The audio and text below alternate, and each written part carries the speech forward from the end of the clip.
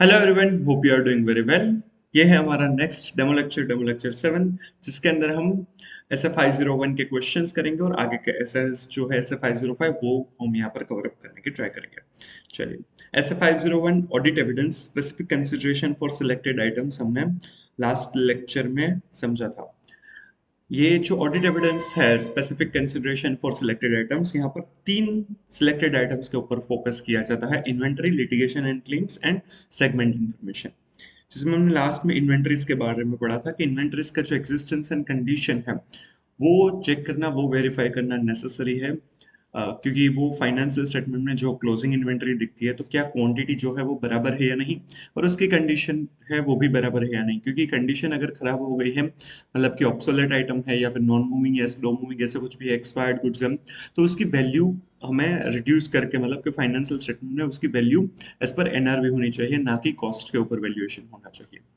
सो वो वैल्यूएशन भी बराबर है या नहीं उसको चेक करने के लिए फिजिकल वेरिफिकेशन करना नेसेसरी है। जैसे 501 के हिसाब से हम फिजिकल वेरिफिकेशन करते हैं, जनरली ईयर एंड पर किया जाता है 31 मार्च या 1 अप्रैल को, जब प्रोडक्शन भी बंद रखते हैं जो भी क्लाइंट है, ताकि प्रॉपर वे में फिजिकल वेरिफिकेशन हो सके। ये जो फिजिकल वेरिफिकेशन करने जाते हैं, जनरली आर्टिकल्स में सभी लोगों ने फिजिकल वेरिफिकेशन इन्वेंटरी तो किया ही होता है, तो जनरली ये समझ में आ सकता है। हाँ, बट सारी की सारी सिचुएशन कवर अप नहीं होती है, इसीलिए जो एसएमए दिया गया है वो हमें समझना जरूरी है। वहां पर हम attendance at physical inventory counting करते हैं, जहां पर हम जो मैनेजमेंट के स्टाफ मेंबर है वो जो काउंट करते हैं उनकी प्रोसीजर वगैरह देखते हैं। वो जो भी काउंटिंग वगैरह कर रहे हैं वो हम ऑब्जर्व करते हैं कि बराबर करते हैं या नहीं। हम खुद कुछ इन्वेंटरीज को इंस्पेक्ट करेंगे और कुछ टेस्ट काउंटिंग भी करेंगे और परफॉर्म करेंगे audit procedures over the entities final inventory. जो फाइनल इन्वेंटरी दिखाई है वो बराबर है या नहीं वो भी देखते हैं। जनरली जो भी इन्वेंटरी सीट्स वगैरह रहती है तो उसके ऊपर हम भी साइन करते हैं, उनके स्टाफ मेंबर वगैरह भी साइन करते हैं। इन्वेंटरी जो भी मटेरियल है उसी को जनरली, अगर वहां पर फाइनेंशियल स्टेटमेंट के लिए वो इन्वेंटरी मटेरियल है तो वहां पर ये एग्जिस्टेंस एंड कंडीशन चेक करना नेसेसरी है। अगर इन्वेंटरी काउंटिंग कोई और डेट को किया जाता है other than financial statement date, right, 31 मार्च या 1 अप्रैल के अलावा के कोई दिन पर अगर ये फिजिकल वेरिफिकेशन किया जाता है, तो जिस दिन पर किया है वहां से 31 मार्च तक के जो इंटरवेनिंग ट्रांजेक्शन है उनके ऊपर ऑडिट प्रोसीजर अलग से की जाती है कि उसमें कुछ भी गलत नहीं है, उसमें जो भी परचेज या सेल्स हुआ है वो बराबर है या नहीं वो देखा जाता है। प्लस अगर कोई भी अनफोर्सिन सर्कमस्टांसेस है, मतलब कि ड्यू टू सम रीजन वहां पर हम फिजिकल वेरिफिकेशन करने नहीं जा सकते हैं ऑन 31 मार्च या 1 अप्रैल को, या फिर जो भी डेट डिसाइड की है, तो हम और कोई दिन को जाएंगे और वहां से लेकर 31 मार्च की जो बैलेंस है उसके ऊपर हम जो भी ट्रांजेक्शन हुए हैं उसका एडजस्टमेंट देखेंगे, उसके ऊपर के लिए अलग से ऑडिट प्रोसीजर्स हम करेंगे। जैसे कोरोना टाइम पर ऐसा हुआ था कि 31 मार्च 2020 को लॉकडाउन था, तो उस टाइम पर इन्वेंटरी फिजिकल वेरिफिकेशन पॉसिबल नहीं था। तो बहुत सारे क्लाइंट्स में after the lifting of lockdown जब जब टाइम मिला है तब तब उन्होंने वेरिफिकेशन किया हुआ है। समझ में आ रहा है? तो इस तरीके से भी वो फिजिकल वेरिफिकेशन कर सकते हैं।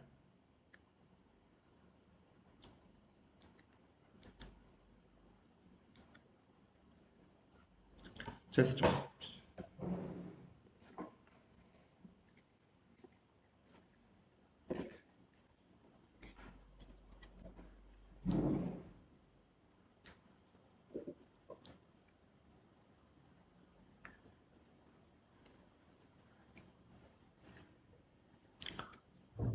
तो दूसरे किसी दिन को भी फिजिकल वेरिफिकेशन कर सकते हैं, और वहां से लेकर 31 मार्च तक के जो भी ट्रांजेक्शन्स हुए हैं उसके ऊपर और कोई प्रोसीजर कर सकते हैं, उसके ट्रांजेक्शन्स देख सकते हैं कि वो बराबर है या नहीं।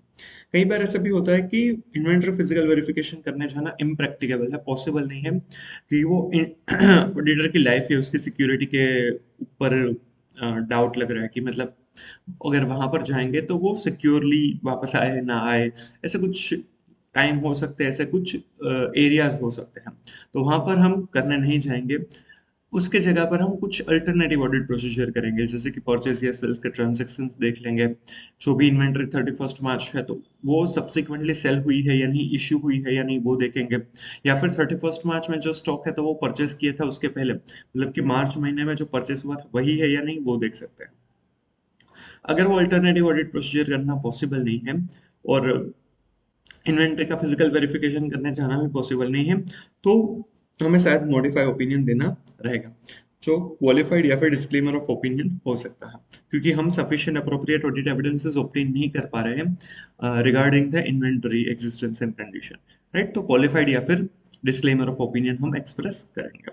और अगर थर्ड पार्टी के पास इन्वेंटरी है क्लाइंट की, तो वो जो थर्ड पार्टी के पास जो इन्वेंटरी है, तो उसके लिए थर्ड पार्टी के पास से हम कंफर्मेशन ले सकते हैं कि एग्जिस्टेंस एंड कंडीशन बराबर है या नहीं, या फिर हम वहां पर जाके इंस्पेक्शन या और कोई प्रोसीजर भी कर सकते हैं, वहां पर हम खुद जाकर फिजिकल वेरिफिकेशन वगैरह कर सकते हैं, राइट। तो ये इन्वेंटरी के बारे में है। इसके रिगार्डिंग जो टेस्ट और अंडरस्टैंडिंग के क्वेश्चन थे वो हमने कवर अप किए थे। अब ये जो आगे टेस्ट और नॉलेज के क्वेश्चंस दिए गए हैं वो हम यहाँ पर कवर अप करते हैं।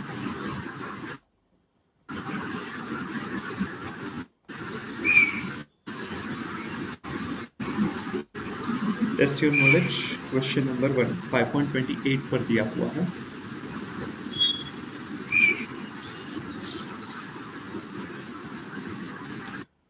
Cokex Limited supplies Navy uniforms across the country. The company has 3 warehouses at different locations throughout India and 5 warehouses at the borders. ये जो भी कंपनी है ये नेवी यूनिफॉर्म्स है वो सप्लाई करते हैं। इसके 3 वेयर हाउसेज है, वो डिफरेंट लोकेशंस है थ्रू आउट इंडिया, और 5 वेयर हाउसेज बॉर्डर पर है, इंडियन बॉर्डर पर। The major stocks are generally supplied from the borders. जो ज़्यादातर स्टॉक है वो बॉर्डर्स से ही सप्लाई किया जाता है। Cokex Limited appointed Messrs. OPEC and Company to conduct its audit for the financial year 23-24. Mr. P, partner of Messrs. OPEC and Company, attended all the physical inventory counting conducted throughout the India, but could not attend the same at borders due to some unavoidable reasons. ये जो mister P जो partner है उन्होंने सारे ही locations पर inventory physical verification किया। ये जो भी 3 अलग-अलग वेयर हाउसेज है थ्रू आउट द इंडिया, उन वहाँ पर उन्होंने फिजिकल वेरिफिकेशन किया। बट ये जो 5 वेयर हाउसेज जो बॉर्डर्स पर है वहाँ पर वेरिफिकेशन नहीं करने गए, क्योंकि due to some unavoidable reason, like border है तो वो नेबरिंग कंट्री के साथ कॉन्फ्लिक्टिंग रिलेशन हो सकते हैं, कभी भी हमला हो सकता है। तो वो जनरली प्रेफर नहीं करेगा कोई भी ऑडिटर, क्योंकि ऑडिट इतना भी इम्पोर्टेंट नहीं होता ना लाइफ से तो ज़्यादा। तो ऑडिट करने के लिए वो जान को थोड़ी ना खतरे में डालेगा, मतलब तो वो अवॉइड करता है, right. You are required to advise Messrs. OPEC and Company how sufficient appropriate audit evidence regarding the existence and condition of inventory may be obtained. यहाँ पर हमें इन जनरल क्वेश्चन पूछा है कि सफिशिएंट अप्रोप्रिएट ऑडिट एविडेंसेस हमें कैसे मिल सकते हैं। तो हम अटेंडेंस एट फिजिकल इन्वेंट्री करेंगे, वहाँ पर मैनेजमेंट के इंस्ट्रक्शंस देखेंगे, ऑब्जर्व करेंगे, इंस्पेक्ट करेंगे, टेस्ट काउंटिंग करेंगे, और जो फाइनल इन्वेंट्री है उसके ऊपर हम ऑडिट शेयर करेंगे, right. How is an auditor supposed to deal with attendance at physical inventory counting is impracticable. अगर इम्प्रैक्टिकल है तो क्या करेंगे? तो हम अल्टरनेटिव ऑडिट प्रोसीजर करेंगे कि भाई जो सेल्स या परचेज हुआ है उसके ट्रांजेक्शन्स देखेंगे, उसके ऊपर से इन्वेंट्री कितनी होनी चाहिए वो देख सकते हैं। अगर वो पॉसिबल नहीं है तो हमें ऑडिट ओपिनियन है वो मॉडिफाई करना रहेगा। यहाँ पर भी ये जो सिचुएशन है कि बॉर्डर पर वेयर हाउसेज है, तो इससे हम कंसिडर कर सकते हैं कि ये इम्प्रैक्टिकल है, पॉसिबल नहीं है यहाँ पर जाना, क्योंकि वो ऑडिटर्स के लाइफ के ऊपर रिस्क हो सकता है, राइट। सो वो अवॉइड कर सकता है और अल्टरनेटिव ऑडिट प्रोसीजर परफॉर्म करेगा। अगर वो पॉसिबल नहीं है तो ओपिनियन मॉडिफाई करना रहेगा। चलिए इसका आंसर देखते हैं। ये आपको दिया हुआ है page number 5.35। Special consideration with regard to inventory. As per SF 501, audit evidence specific consideration for selected items. When inventory is material to the financial statements, the auditor shall obtain sufficient appropriate audit evidence regarding the existence and condition of inventory by attendance at physical inventory counting unless impracticable. 2. वो attend करेगा physical inventory, अगर impractical है तो ये applicable नहीं है, अगर practical है तो ही भी ये चीज़ एप्लीकेबल होगी। वो क्या करने के लिए अटेंड करेगा? Evaluate management's instruction and procedure for recording and controlling results of payments, physical inventory counting. जो फिजिकल इन्वेंट्री काउंटिंग है उसके ऊपर मैनेजमेंट ने जो इंस्ट्रक्शंस दी है वो बराबर है या नहीं। Observe the performance of management count procedure, जो मैनेजमेंट के स्टाफ मेंबर जो काउंटिंग कर रहे हैं उसको हम ऑब्जर्व करेंगे कि वो बराबर तरीके से करते हैं या नहीं। एंड इंस्पेक्ट द इन्वेंट्री, हम खुद कुछ इन्वेंट्रीज को इंस्पेक्ट करेंगे कि भाई बराबर है या नहीं, उनका जो भी कंडीशन है वो बराबर है या नहीं। एंड परफॉर्म टेस्ट काउंट्स, और हम टेस्ट काउंट्स भी खुद कुछ करेंगे। तो मैनेजमेंट के इंस्ट्रक्शंस इवैल्यूएट करते हैं, ऑब्जर्व करते हैं, वो जो भी काउंट करते हैं हम, इंस्पेक्ट करते हैं कुछ इन्वेंट्री, और हम टेस्ट काउंट्स भी करते हैं। And second, performing audit procedure over the entity's final inventory records to determine whether they accurately reflect actual inventory count result. और हम ये भी देखेंगे कि जो एंटिटी की फाइनल इन्वेंटरी रिकॉर्ड्स है उसके ऊपर भी हम ऑडिट प्रोसीजर्स करेंगे कि वो जो भी अमाउंट जो भी काउंटिंग किया है वो एक्यूरेट है या नहीं। तो ये प्रोसीजर्स की जाएगी जो हमारा फर्स्ट क्वेश्चन था उसका answer. Second, attendance at physical inventory counting not practicable. In some cases, attendance at physical inventory counting may be impracticable. This may be due to factors such as the nature and location of the inventory. For example, where inventory is held in location that may pose threats to the safety of the auditor. वो impractical क्यों हो सकता है? Nature की वजह से। Inventory का nature ऐसा है कि हम नहीं काउंट कर सकते, राइट? कुछ चीजें वहां पर ऐसी होती ही है। फॉर एग्जांपल आइसक्रीम वगैरह है या फिर कुछ कोल्ड स्टोरेज में रखा है तो वहां पर भी कोल्ड स्टोरेज में नॉर्मली हम 5-10 मिनट से ज्यादा नहीं रह सकेंगे, राइट? और 5-10 मिनट में वो जाना और वो इन्वेंट्री देखना, मतलब कि वो पहले तो इन्वेंट्री ढूंढ लेना ही बहुत बड़ी बात है। उसके बाद उसको काउंटिंग तो नहीं कर सकते, 5-10 मिनट में काउंटिंग कैसे करेंगे? तो वहां पर भी कई बार ऐसा हो सकता है कि वो नेचर ऑफ द इन्वेंट्री ऐसा है, वो ऐसा तो नहीं कर सकते कि चलो थोड़ा थोड़ा आइसक्रीम बाहर निकाल के हमें गिनवा दिया, राइट? तो वो आइसक्रीम नहीं रहेगा। तो नेचर ऑफ द इन्वेंट्री ऐसा है कि वहां पर हमें हमारे लिए काउंटिंग करना इम्प्रैक्टिकेबल है। या फिर लोकेशन ऐसा हो सकता है कि जिस वजह से threat to the safety of auditor हो सकता है, जैसे कि ये क्वेश्चन में बताया था कि बॉर्डर पर वेयर हाउसेज है, तो वहां पर इन्वेंट्री काउंटिंग करना डिफिकल्ट हो सकता है क्योंकि वहां पर कभी भी कुछ भी हो सकता है, तो वो हमें ध्यान में रखना होगा। The matter of general inconvenience of the auditor, however, is not sufficient to support a decision by the auditor that attendance is impracticable. सिर्फ general inconvenience है कि यार वहां पर जाना पड़ेगा, खर्चा हो जाएगा, टाइम बिगड़ेगा, कंटाला आता है, मूड नहीं है, ऐसा रीजन की वजह से इन्वेंट्री फिजिकल वेरिफिकेशन को हम अवॉइड नहीं कर सकते हैं। Further, as explained in SA 200, overall objectives of the independent auditor and conduct of the audit in accordance with SS. The matter of difficulty, time, or cost involved is not in itself a valid basis for the auditor to omit an audit procedure for which there is no alternative or to be satisfied with audit evidence that is less than persuasive. ऐसे 200 के हिसाब से ये बताया है कि difficulty लगती है, भाई ये करना डिफिकल्ट है, मुझे नहीं आता है, या फिर करने में बहुत ही टाइम जाएगा, बहुत ही कॉम्प्लेक्सिटीज है, बहुत ही ब्रेन यूज करना पड़ेगा, टाइम जाएगा पे, क्योंकि कोई भी चीज करेंगे तो टाइम तो जाएगा। इन्वेंट्री काउंटिंग करेंगे तो 2-3 दिन चले जाएंगे, अगर वो कोई भी रिमोट एरिया में है तो वो जाने आने जाने में टाइम लगेगा, कॉस्ट भी ऑब्वियसली होगा, वहां पर जाने आने जाने का खर्चा वगैरह तो रहता ही है। तो ये सारी चीजों की वजह से आप कोई भी प्रोसीजर ओमिट नहीं कर सकते हैं कि भाई इसमें कॉस्ट है, डिफिकल्ट है या टाइमिंग का इश्यू आएगा, उस वजह से मैं ये प्रोसेस ना करूँ, ऐसा नहीं चलेगा। और उस वजह से अगर लेस देन परसुएसिव, हम जो बिलीव कर सके उनसे अगर कम एविडेंस मिल सकते हैं, कंक्लूसिव एविडेंस नहीं मिलेंगे तो चलेगा, बट परसुएसिव एविडेंस भी नहीं मिलते हैं, लेस देन परसुएसिव एविडेंस मिलते हैं, तो हम कभी भी कोई भी प्रोसीजर को ओमिट नहीं कर सकते, right? Further, where attendance is impracticable, alternative audit procedure, for example, inspection of documentation of the subsequent sale of specific inventory items acquired or purchased prior to the physical inventory counting, may provide sufficient appropriate audit evidence about the existence and condition of inventory. जब भी inventory की जो attendance है वो impracticable है, possible नहीं है जाना, तो वहां पर हम अल्टरनेटिव ऑडिट प्रोसीजर करेंगे, सब्सिक्वेंट सेल देखेंगे ताकि पता चले कि जो इन्वेंट्री है उसी में से सेल हुआ है या नहीं, राइट? या फिर purchased prior to the physical inventory, जो भी 31 मार्च है उसके पहले के जो परचेज वगैरह है वो देखेंगे, उससे पता चलेगा कि इन्वेंट्री की एग्जिस्टेंस एंड कंडीशन बराबर है या। इवन एजिंग रिपोर्ट भी देख सकते हैं ताकि पता चले कि भाई ये इन्वेंट्री कितने टाइम से यहाँ पर है, तो स्लो मूविंग नॉन मूविंग के बारे में पता चल सकता है, उनकी वैल्यू हम कंसिडर कर सकते हैं, उसके ऊपर से वैल्यूएशन चेंज करवाना है, एनआरवी के ऊपर वैल्यूएशन करवाना है तो हम करवा सकते हैं, right? In some cases, though it may not be possible to obtain sufficient appropriate audit evidence regarding the existence and condition of inventory by performing alternative procedure. In such cases, SS705 on modification on the opinion in the independent auditor's report requires the auditor to modify the opinion in the auditor's report as a result of the scope of limitation. और अगर ये impracticable है वहां पर inventory counting और हम alternative audit procedure भी नहीं कर सकते हम, तो हम अपना ओपिनियन जो है वो मॉडिफाई कर देंगे, राइट। हम मॉडिफाइड ओपिनियन एक्सप्रेस करेंगे और वो स्पेसिफिकली क्या होगा, क्वालिफाइड, या फिर अगर मटेरियल एंड परवेज जो भी पॉसिबल मिसस्टेटमेंट लग रहे हैं वो हमें मटेरियल लग रहे हैं बट परवेसिव नहीं है तो हम क्वालिफाइड ओपिनियन देंगे।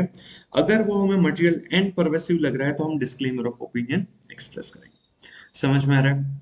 चलिए, मतलब कि आपको इन डिटेल पूरा ये सारी चीजें समरी में दी गई है, तो यहाँ पर आपको क्वेश्चन में ये सारी डिटेल में सारी चीजें मिल जाएगी। अगर आपको क्वेश्चन पूछते हैं तो आपको ये पूरा डिटेल में ही लिखना रहेगा। समझ में आ रहा है ना? Yes sir.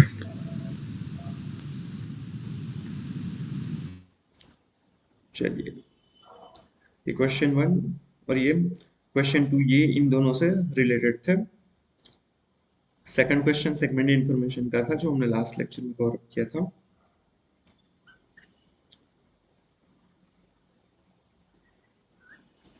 अब कुछ एमटीपी के क्वेश्चन है वो हम देखते हैं।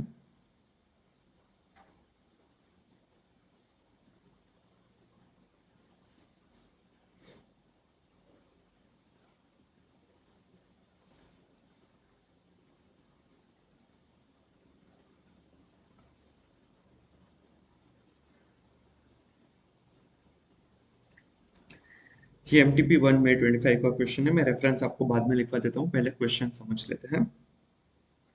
The engagement partner of the audit team of High Inventory Limited assessed that inventory is material with respect to the audit of the financial statement for the current period. Engagement partner है वो high inventory limited है, उनके audit team के partner है, और उन्होंने देखा कि भाई inventory is material with respect to the financial statement for the current period. मतलब कि उसकी एग्जिस्टेंस और कंडीशन हमें देखनी चाहिए, क्योंकि एस एफ 501 में बताया है कि अगर inventory material to the financial statement है तो आपको इन्वेंट्री काउंटिंग देखना चाहिए। Upon inquiring with the management, the engagement partner identified that the management will be performing an annual physical inventory count at all the warehouses where the entity stores and maintains its inventory. जब हमने inquiry मतलब auditor ने inquiry की management के साथ, तो ये पता चला कि भाई मैनेजमेंट है वो परफॉर्म करते हैं annual physical inventory count at all the warehouses, जहां पर भी स्टोर्स मेंटेन किए जाते हैं, जहां पर भी इन्वेंट्री मेंटेन की जाती है। Moreover management confirmed in its written representation that they will be performing 100% physical counting of inventory for the current period। और उनके पास रिटर्न रिप्रेजेंटेशन, उन्होंने बताया कि भाई हम रिटर्न रिप्रेजेंटेशन भी दे देंगे, कंफर्म भी कर दिया उन्होंने कि भाई 100% फिजिकल वेरिफिकेशन किया जाएगा, सारी की सारी जो इन्वेंट्री है वो चेक की जाएगी, कोई भी इन्वेंट्री मिस आउट नहीं होगी। As a result, the engagement partner decided not to perform any physical count of inventory as it will be a duplication of the work। Engagement partner का ऐसा मानना है कि भाई मैनेजमेंट तो ये चीज कर ही रहे हैं, फिर हम क्यों करें, ये तो डुप्लीकेशन ऑफ द वर्क हो जाएगा। Moreover, he decided that the written representation from the management stating the inventory exists and is in appropriate physical condition will be sufficient and appropriate with respect to audit evidence to conclude that the inventory balance in the financial statement is free from any material misstatement। और तो और management में ऐसा लिखा हुआ है कि inventory exist भी करती है और वो फिजिकल कंडीशन उनकी अप्रोप्रिएट भी है। उन्होंने कंफर्मेशन में ऐसा रिप्रेजेंटेशन में ऐसा कंफर्म कर दिया, लिख दिया, तो ये सफिशिएंट अप्रोप्रिएट ऑडिट एविडेंस है और हमें यहाँ पर कोई भी मटेरियल में स्टेटमेंट नहीं होंगे, तो अब हमें कुछ और चीज करने की जरूरत नहीं है। ये रिटर्न रिप्रेजेंटेशन इटसेल्फ हमारे लिए सफिशिएंट अप्रोप्रिएट ऑडिट एविडेंस बन जाएगा और ये जो इन्वेंट्री बैलेंस दिखाई है वो बराबर है, मतलब फ्री फ्रॉम मटेरियल में स्टेटमेंट है, तो हमारा प्रोसीजर और कोई करने की जरूरत नहीं है, हम आराम कर सकते हैं। In the light of SF501, evaluate whether the decision taken by engagement partner is appropriate or not। यहाँ पर जो engagement partner ने जो डिसीजन लिया है वो बराबर है या नहीं, बताइए बराबर है या नहीं।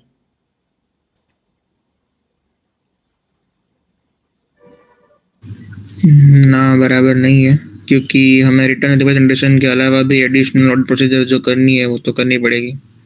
बराबर। रिटर्न रिप्रेजेंटेशन कौन सा है पता है? ना, वो नहीं पता। 580। Okay. 580। Written representation audit evidence है या नहीं? ऑडिट एविडेंस है, पर ऐसा दूसरे ऑडिट एविडेंस को सपोर्ट करता है, ऐसा प्योरली वो खुद एक ऑडिट एविडेंस नहीं है। नहीं, ऑडिट एविडेंस है वो नेसेसरी ऑडिट एविडेंस भी है, बट वो सफिशिएंट अप्रोप्रिएट ऑडिट एविडेंस नहीं है। हम ऐसा लिखेंगे तो अच्छा लगता है ना। हाँ। ऑडिट एविडेंस है बट सफिशिएंट अप्रोप्रिएट नहीं है कि सिर्फ रिटर्न रिप्रेजेंटेशन ले लिया तो बस हमारा काम हो गया। हमें दूसरी ऑडिट प्रोसीजर, दूसरे ऑडिट एविडेंसेस तो ऑब्टेन करने ही है, तभी हमारा काम अच्छे से हो पाएगा, तभी हमें जो रीजनेबल एश्योरेंस चाहिए वो हम ऑब्टेन कर पाएंगे, अदरवाइज वो नहीं हो पाएगा।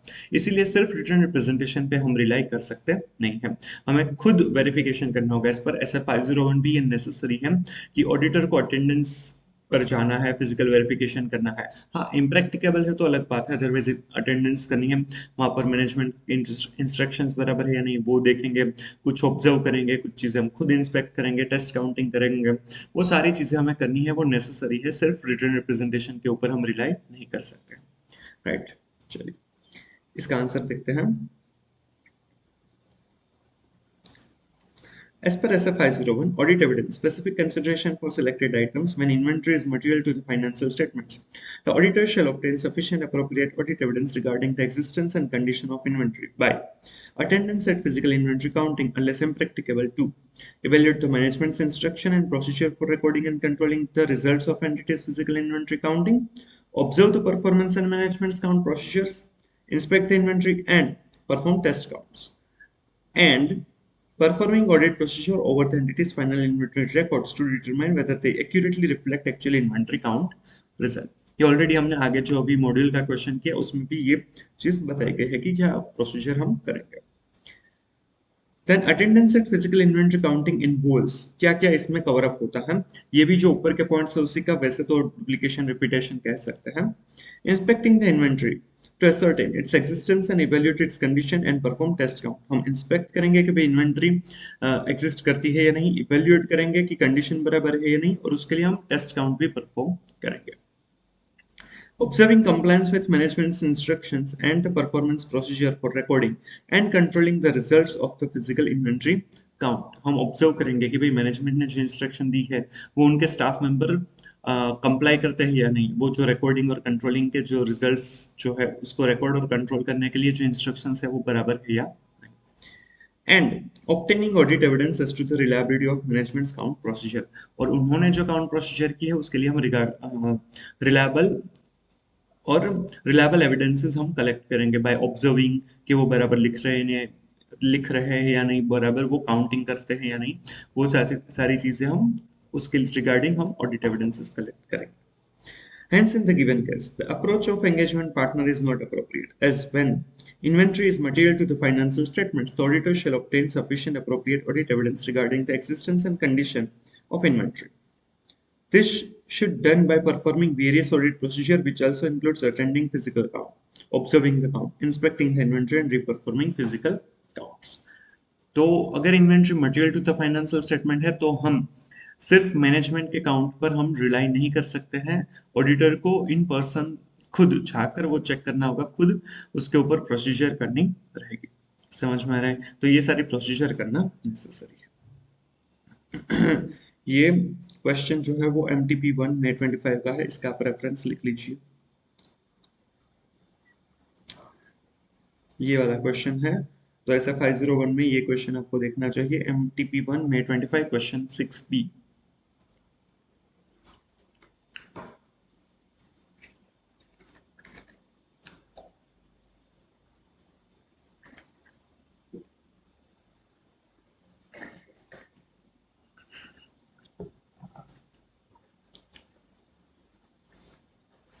चलिए अब नेक्स्ट क्वेश्चन जो है वो MTP1 May 24 का है, क्वेश्चन 1A।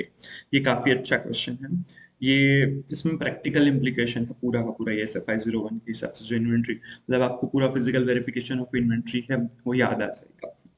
चलिए ये देखते हैं। ये क्वेश्चन शांति से पढ़िएगा, समझिएगा, ट्राई टू कि ये क्या गलत है क्या सही है वो देखते जाइएगा। चलिए, while conducting the statutory audit of Tasty Foods Limited, CA Careful has planned attendance at physical inventory count of the company from 29th March to 31st March 2024। जब ये टेस्टी फूड्स लिमिटेड का स्टैट्यूटरी ऑडिटर है CA careful, उन्होंने plan किया कि भाई हम physical verification करने चाहेंगे, ये 29 मार्च से लेकर 31 मार्च तक, ये 3 दिन में हम कंप्लीट करेंगे inventory physical verification. The company is engaged in business of extracting rice from paddy grains and caters to the domestic as well as international market, particularly in Gulf region. इनका जो काम क्या है, वो राइस को extract करते हैं from the paddy, और ये गल्फ रीजन वगैरह में वहां पर इंटरनेशनल और डोमेस्टिक मार्केट में वो सर्व करते हैं, कैटर करते हैं. It has its plants spread in area of about 20 acres located in NCR. दर्शन अभी तुम NCR में हो ना, तो जा भी सकते हो वहां पर फिजिकल वेरिफिकेशन.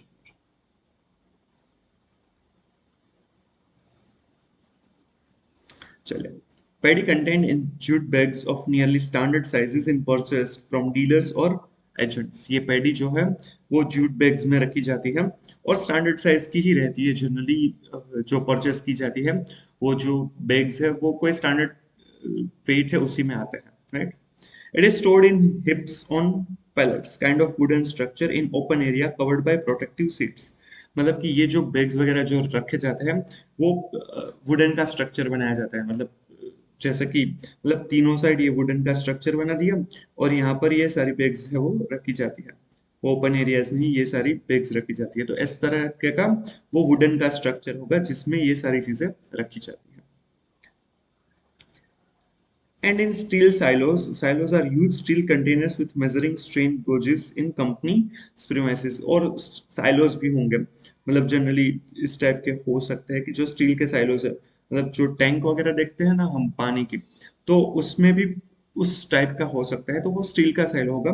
तो यहाँ पर पूरा राइस रखा जाएगा और इसमें जो बताया गया कि भाई स्ट्रेन गॉजेस भी है, तो वहां पर क्या होगा कि मेजरमेंट किया जाता है, वो मशीनरीज वगैरह लगाई होगी, तो जिसमें मतलब कि ये जो भी साइलो होगा तो वहां पर अलग अलग मेजरमेंट होगा कि भाई कितना राइस वहां पर पड़ा हुआ है. तो यहाँ पर अगर यहाँ तक है तो उसके ऊपर से पता चलेगा कि भाई कितना क्वांटिटी है, यहाँ पर है तो उनसे पता चलेगा कि भाई कितना क्वांटिटी अवेलेबल है. तो वो जो भी साइलो है जहां पर वो पूरा कंटेनर है बहुत बड़ा होगा, वो देख के ऐसा नहीं पता कर सकते, राइट. तो यहाँ पर ऑलरेडी ऐसे सेंसर्स है जिससे पता चले कि भाई ये साइलो कितना भरा हुआ है, राइट. चलिए. The company mainly produces three rice brands, which are Raja and Sehzada, both for the domestic market, and Badsa for the international market. The process of obtaining rice from paddy consists of various steps like cleaning of paddy, removing outer husk layer from paddy grains to obtain brown rice, whitening, polishing, grading, and sorting, packaging, which is accomplished by means of various types of machineries installed in the plant. ये अलग अलग procedures हमें बताए हैं कि किस तरह से वो पेडी में से राइस एक्सट्रैक्ट करते हैं, इवन उसका पैकेजिंग वगैरह भी किया जाता है. The company's management has prepared a set of instructions and procedures to be followed for recording and controlling results of company's physical inventory counting, which are listed as under. यहाँ पर हमें company ने जो मैनेजमेंट कंपनी के management ने जो भी set of instructions बनाई है for the procedures for recording and controlling the inventory physical counting, तो उसका हमें पूरा लिस्ट दिया गया है. The physical inventory count process is to be supervised by a responsible officer of the company responsible for storage function. ये जो भी इन्वेंटरी काउंटिंग है उसका सुपरविजन कौन करेंगे, जो रिस्पॉन्सिबल ऑफिसर है ऑफ द स्टोरेज फंक्शन के जो रिस्पॉन्सिबल पर्सन है वो सुपरवाइज करेंगे कि भाई काउंटिंग वगैरह बराबर हो रहा है या नहीं. There should be no disturbance to the routine process of receiving goods and dispatch during the counting time period. ये जब भी इन्वेंटरी फिजिकल वेरिफिकेशन होगा तो नो डिस्टर्बेंस, जो रूटीन प्रोसेस है वो तो कंटिन्यू रहेगी, side by side inventory counting भी चलता रहेगा, गुड्स रिसीव भी किए जाएंगे और डिस्पैच भी किए जाएंगे जो जहां पर नेसेसरी होगा. Then third, counting process is to be undertaken by constituting different teams of 3 members each for counting or verifying raw material, work in progress and finished goods. Counting process जो है वो टीम्स ऑफ 3 members, राइट, इस तरीके से differentiate किया गया है, 3-3 member की एक टीम और सभी के लिए अलग अलग raw material, work in progress और finished goods. Paddy and steel silos is to be estimated using their capacity. Steel silo की जितनी कैपेसिटी है उस हिसाब से मेजर किया जाएगा या फिर अज्यूम या एस्टिमेट किया जाएगा कि उसमें कितनी पैडी होगी. Quantity of work in progress is to be estimated considering plant capacity as a whole. जो WIP में जितनी भी क्वांटिटी है वो किस तरह से एस्टिमेट किया जाएगा, प्लांट की कैपेसिटी कितनी है कि भाई प्लांट में कितना प्रोसेस हो सकता है, उतनी ही इन्वेंटरी होगी। The responsible officer should ensure that stocks have been counted or verified in all areas। जो responsible officer है वो देखेंगे कि भाई सारी जगह पर काउंटिंग वगैरह वेरिफिकेशन वगैरह हो। Before proceeding to attend physical inventory count process of company, evaluate management's instructions and procedures sent to CA। हमें फिजिकल वेरिफिकेशन करे पहले हमें ये देखना है कि ये जो हमें ये पूरा लिस्ट दिया था इंस्ट्रक्शंस का वो बराबर है या नहीं, उसे हमें इवेल्युएट करना है। क्योंकि हमने देखा था कि भाई जो मैनेजमेंट रिकॉर्डिंग और कंट्रोलिंग के लिए जो भी इंस्ट्रक्शंस देते हैं उसको इवेल्युएट करना भी पार्ट ऑफ SF501 की प्रोसीजर है। तो हमें यहाँ पर इवेल्युएट करना है कि भाई वो बराबर है या नहीं। Careful as stated above, sent to CA careful as stated above, you may suggest modification, addition or removal of such instruction to ensure effective count process। आपको ये बताना है कि इसमें क्या क्या मॉडिफिकेशन होने चाहिए मैनेजमेंट इंस्ट्रक्शन में, क्या एडिशन होना चाहिए या फिर क्या रिमूवल होना चाहिए, क्या चीज हमें नहीं करने की जरूरत है, वो हमें बताना है ताकि इन्वेंट्री इफेक्टिव काउंट प्रोसेस हो सके। आप इसमें कोई कोई पॉइंट ऐड कर सकते हैं, कोई भी पॉइंट चेंज कर सकते हैं या कोई भी पॉइंट रिमूव भी कर सकते हैं। राइट, तो चलिए बताए कि यहाँ पर ये जो मैनेजमेंट की इंस्ट्रक्शंस दी गई है वो बराबर है या नहीं, क्या इसमें कोई भी चेंजेस करने की जरूरत है, कोई भी एडिशन, कोई भी डिलीशन या कोई भी मॉडिफिकेशन। चलिए बताइए आपको क्या लग रहा है कि क्या सब कुछ सही है।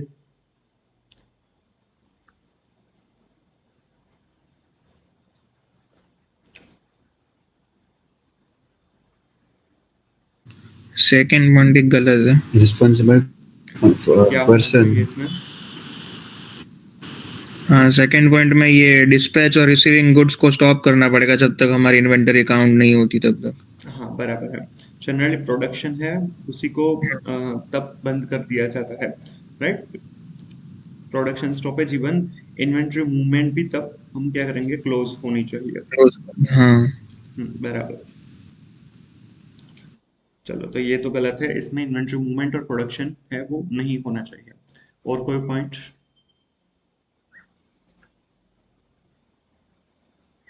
हर्ष तुम भी बोल सकते हो।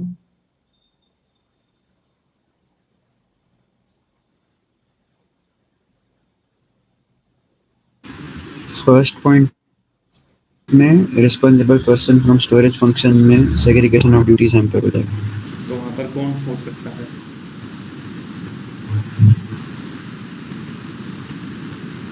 Anybody from finance department. Anybody other than storage. Supervision जो है वो responsible officer of the storage बताया है, बट स्टोरेज वाला पर्सन ही तो देखता है इन्वेंट्री को। तो अगर वही सुपरवाइज करेगा तो वहां पर मेकर चेकर इश्यू आ सकता है कि वही मेकर है और वही चेकर बन जाएगा। सो वहां पर सेग्रीगेशन ऑफ ड्यूटीज का इश्यू आ सकता है। तो इट इज एडवाइजेबल कि ये स्टोरेज फंक्शन से ना हो। फॉर एग्जाम्पल अकाउंट या फाइनेंस में से हो सकता है या फिर और कोई मैनेजमेंट का पर्सन हो सकता है, but it should not be storage. Right, चलिए बराबर है। और ये चारों पॉइंट में कुछ गलत या कुछ रिमूवल या एडिशन?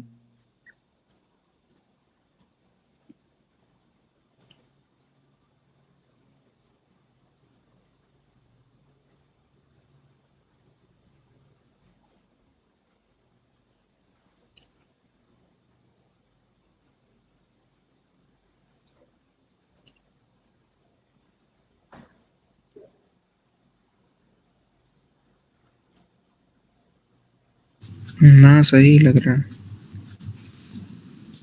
ओके। एक शायद लास्ट पॉइंट में कुछ डाउट लग रहा है। देखो 5 मार्क का पॉइंट है, अभी तक 2 मार्क्स ही मिलते हैं आपको, वो भी दोनों को एक एक।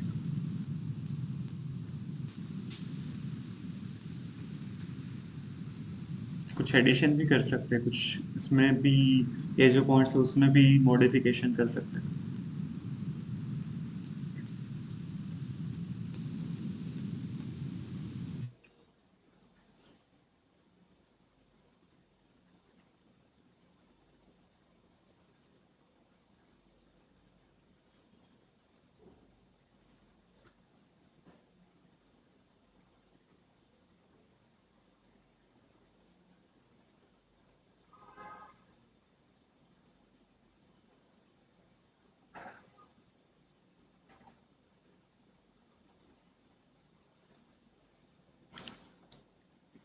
ये दोनों पॉइंट के ऊपर फोकस कीजिए। यहाँ पर सही है क्या? मतलब जितनी कैपेसिटी होगी उतनी ही इन्वेंटरी होगी।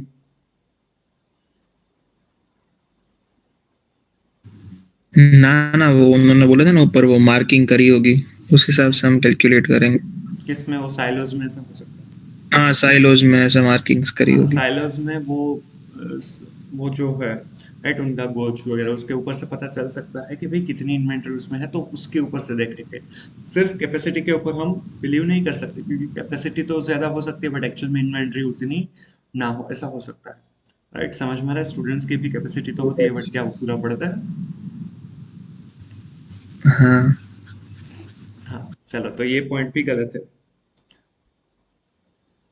फिर सेकंड में इसमें जो मैंने दूसरा ये बराबर है।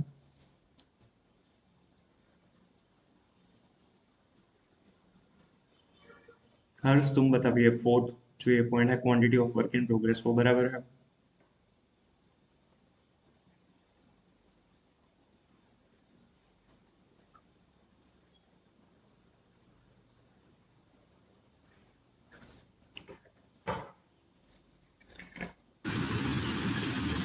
ये पॉइंट समझ में नहीं आया, मतलब कहना क्या चाहता है ये? हम्म,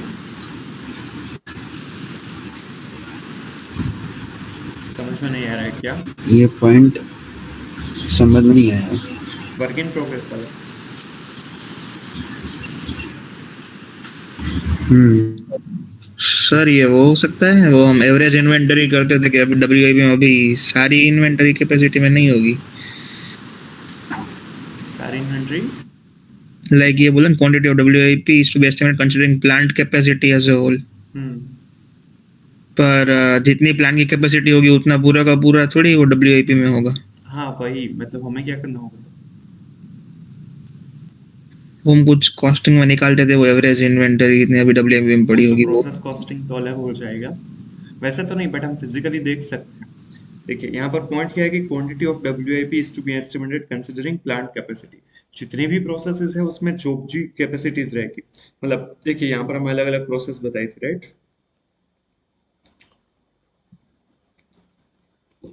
कि क्लीनिंग ऑफ पैडी, जो भी पैडी आ रही है उनको क्लीन करते हैं, उसमें से जो भी वो उनके क्या कहते हैं, जो भी उनका कवर होगा उनको निकालेंगे राइट, जिसमें से वो राइस के दाने मिलेंगे वगैरह सब कुछ।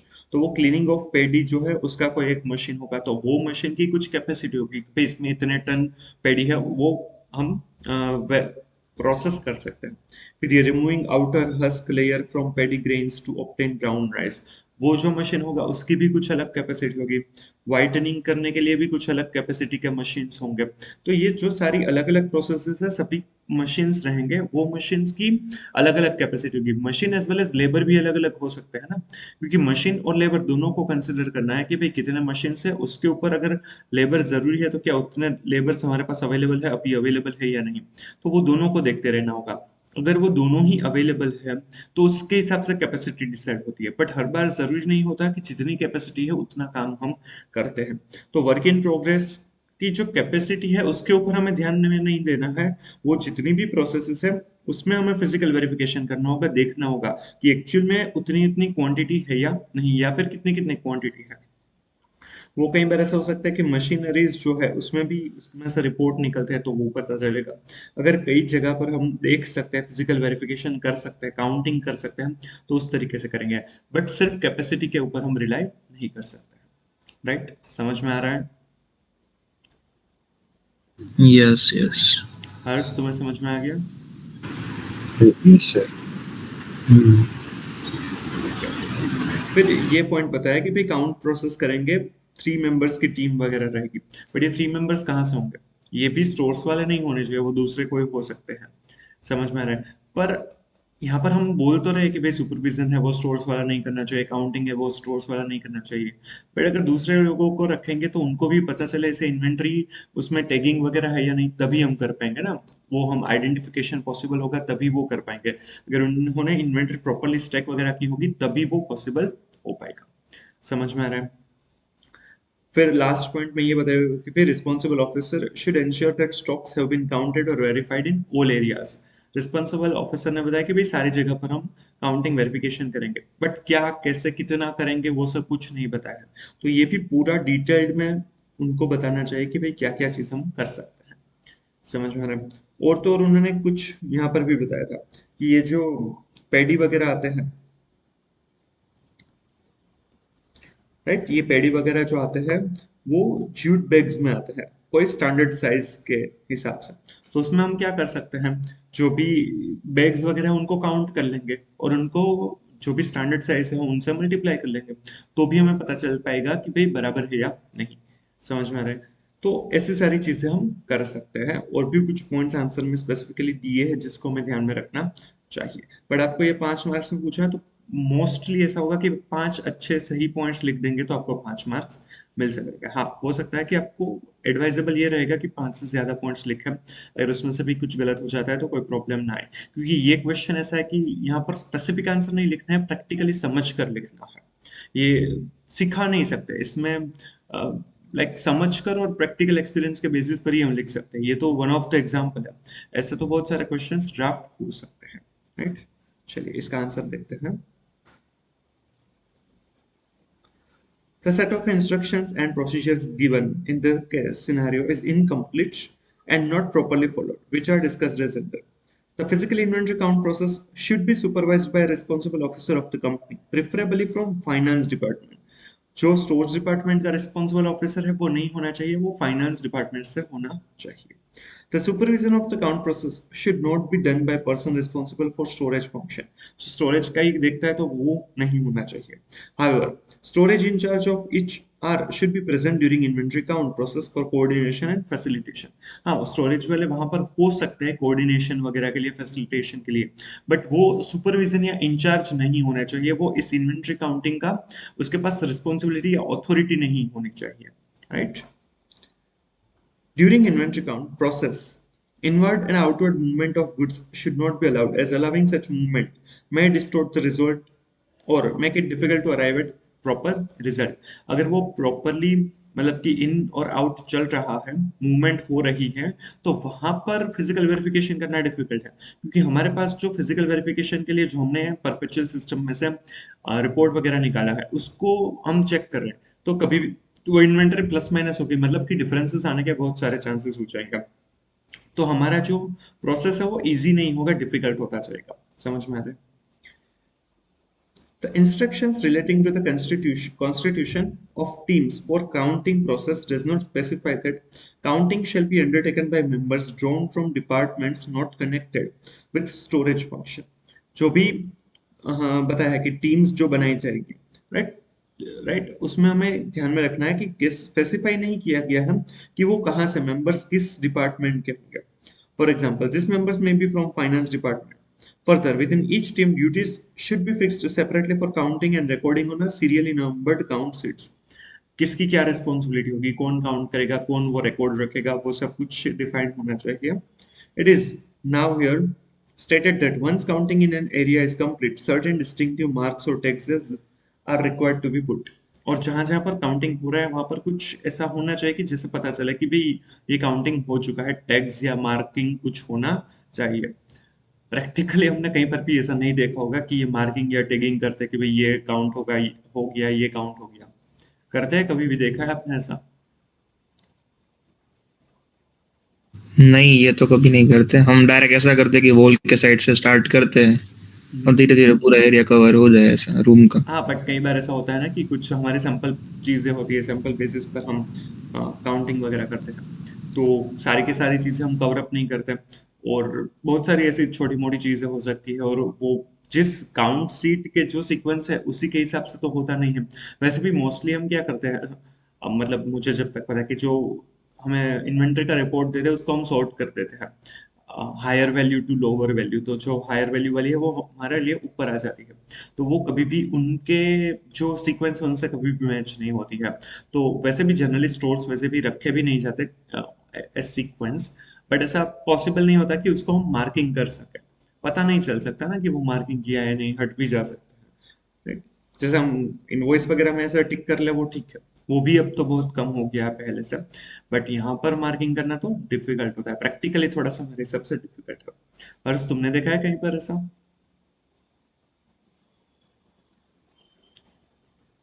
नहीं sir, direct floor to sheet और शीट टू फ्लोर ही होता है मार्किंग वगैरह। ठीक है। पर count should contain description of products in accordance with inventory records of the company. Counting के साथ उसका कुछ डिस्क्रिप्शन भी होना चाहिए। वैसे डिस्क्रिप्शन नहीं होता, बट जो अलग अलग चीजें होती है उसका मेजरमेंट वगैरह कई बार होता है। लाइक स्टील रोड्स है अगर, राइट, तो वो स्टील रोड्स जो अलग अलग में आता है, 8 का हो गया अलग से होगा, 10 का अलग से होगा, 12 का अलग से होगा, तो वो स्पेसिफिकेशन होता है, बट पूरा का पूरा डिस्क्रिप्शन जनरली नहीं मिल पाता। उतना हम लेकर, उतना बल्कि सीट्स हम लेकर भी नहीं जा सकता।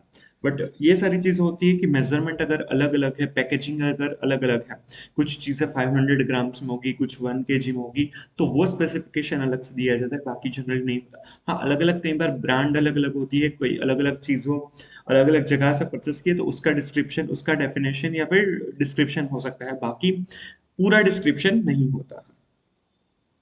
The management's instructions are silent about how team members would proceed with their work. Team members should be provided with layout plans for different sections or storage areas so that all areas covered. उन्होंने ये भी instruction नहीं दी है कि कहाँ से कैसे start करेंगे, क्या क्या करना है, किस किस चीज में क्या कैसे करेंगे, तो वो पूरा डिटेल्ड नहीं है कि क्या क्या करेंगे, राइट। तो कंफ्यूजन हो सकता है, डिले हो सकता है। The management's instructions are silent on how paddy lying on open area is to be counted and verified. जो open area में paddy है, उसको कैसे count करेंगे उसके बारे में कोई भी instruction नहीं है। Paddy in jute bags lying in open in hips should be verified by counting number of bags in one hip. एक हिप जो भी उन्होंने वो वुडन स्ट्रक्चर बनाया है उसमें कितने बैग्स हैं, राइट, तो वो काउंट किया जाएगा। As each bag is nearly standard size, the quantity of paddy can be determined by counting number of bags in hip and correlating it with weight of standard bag, right? और वो weight जो भी है उसका standard size है उसको bags के साथ multiply करके कितना paddy है वो पता चल पाएगा। Paddy in steel silos should be determined using measuring strain gauges in silos. Determining quantity in silos based on silo capacity may lead to wrong results, and paddy may have been used from such silos.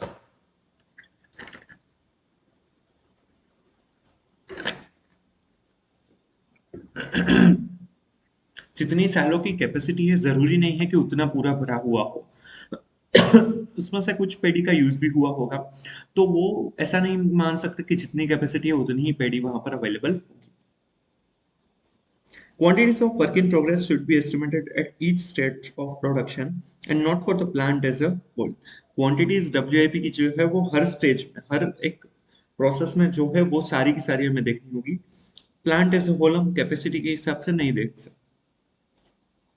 Estimating WIP inventories for plant as a whole would give inaccurate picture of WIP inventories, right?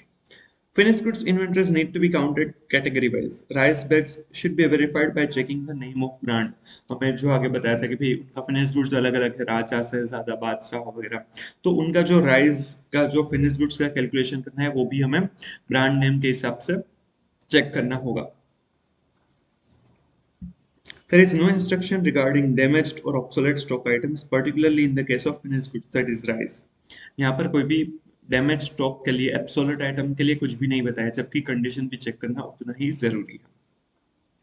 Damaged or obsolete inventories should be counted and separated to a separate area for assessment of their condition and to prevent mix-up with other standard inventories. और ऐसा advisable भी होता है कि अगर ऐसा कोई भी नॉन मूविंग या फिर डैमेज्ड आइटम्स है तो उसको अलग से सेपरेटली दिखाना, मतलब कि उनको रखना चाहिए ताकि उसका वैल्यूएशन अच्छे से हो पाए, सही तरीके से हो पाए। Count sheets need to be signed by each team member. जो भी साइनिंग है वो जितने भी लोगों ने हमें काउंट करवाया वो सारे लोग भी काउंट साइन करेंगे, और तो और जो ऑडिटर है उनको भी करना है। यहाँ पर सिर्फ मैनेजमेंट के इंस्ट्रक्शन के बारे में बताया गया है, तो सिर्फ उन लोगों को, टीम मेंबर को सभी को साइन करना है ताकि रिस्पॉन्सिबिलिटी, अकाउंटेबिलिटी पता चल पाए। The responsible officer should ensure that stocks have been counted or verified in all areas and distinctive marks are put to confirm completion of counting. Responsible officer को देखना है कि भाई स्टॉक है वो पूरा का पूरा काउंटिंग वेरिफिकेशन हो चुका है, और कुछ डिस्टिंक्टिव मार्क्स भी लगाना है ताकि पता चले कि कंप्लीशन हो चुका है, काउंटिंग बराबर हो चुका है। समझ में आ रहा है? तो ये सारे पॉइंट्स हम कंसिडर कर सकते हैं, इस तरीके से एडिशन, रिमूवल या फिर मॉडिफिकेशन हम कर सकते हैं। समझ में आ रहा है? कैसा लगा क्वेश्चन? प्रैक्टिकल था बहुत। हाँ, मतलब कंफ्यूजन भी हो सकता है, ऐसा क्वेश्चन ऐसे ही होने चाहिए तो ज्यादा पता चल पाए, थोड़ा सा सोचना भी पड़ता है। अच्छा था क्वेश्चन।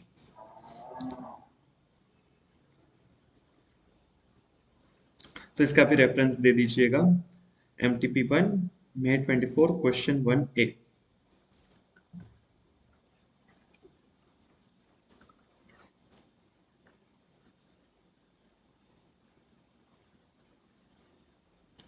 चलो डन। तो ये हमारा था SF501 audit evidence specific consideration for selected items, और उसके जो भी क्वेश्चंस थे RTP MTP और मॉड्यूल के, वो हमने यहाँ पर कवर अप कर दिए। अब हम देखते हैं SF505 external confirmation. External confirmation जो है, जहां पर ऑडिटर है वो डायरेक्टली जो कंफर्मिंग पार्टी है, थर्ड पार्टी है, उनके साथ कम्युनिकेट करता है और उनके पास से रिटर्न कंफर्मेशन लेते हैं।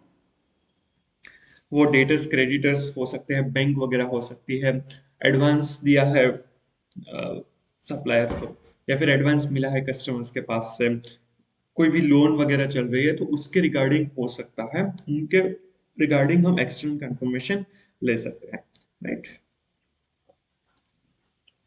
SF505 deals with auditors' use of external confirmation procedure to obtain audit evidence in accordance with the requirement of SF500. It is intended to assist the auditor in designing and performing external confirmation procedure to obtain relevant and reliable audit evidence. यहाँ पर हमें relevant और reliable audit evidence चाहिए, इसीलिए हम इसका use करते हैं। जनरली क्या होता है कि एक्सटर्नल कंफर्मेशन है, एक तो वो एक्सटर्नल पार्टी है, थर्ड पार्टी को दिया जाता है, तो वो इंडिपेंडेंट टू द क्लाइंट है, तो वो ज्यादा रिलायबल है।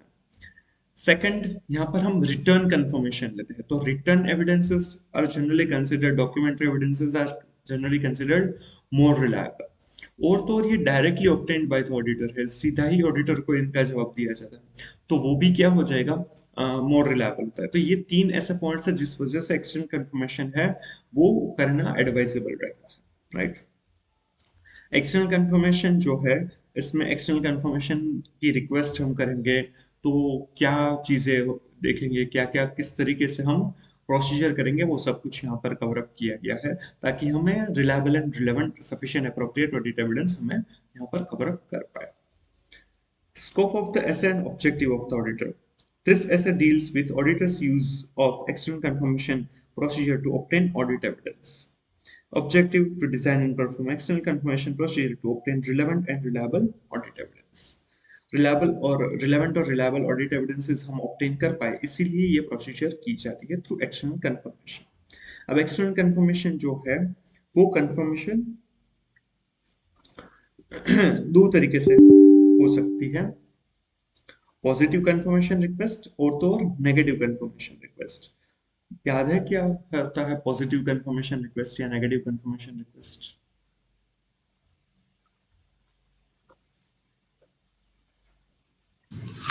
पॉजिटिव में शायद वो हम बताते हैं कि हमारे में बुक्स में इतना बैलेंस है, तो आप में क्या कंफर्म करें, और नेगेटिव में हम कुछ लिखते नहीं हैं। नहीं, गलत।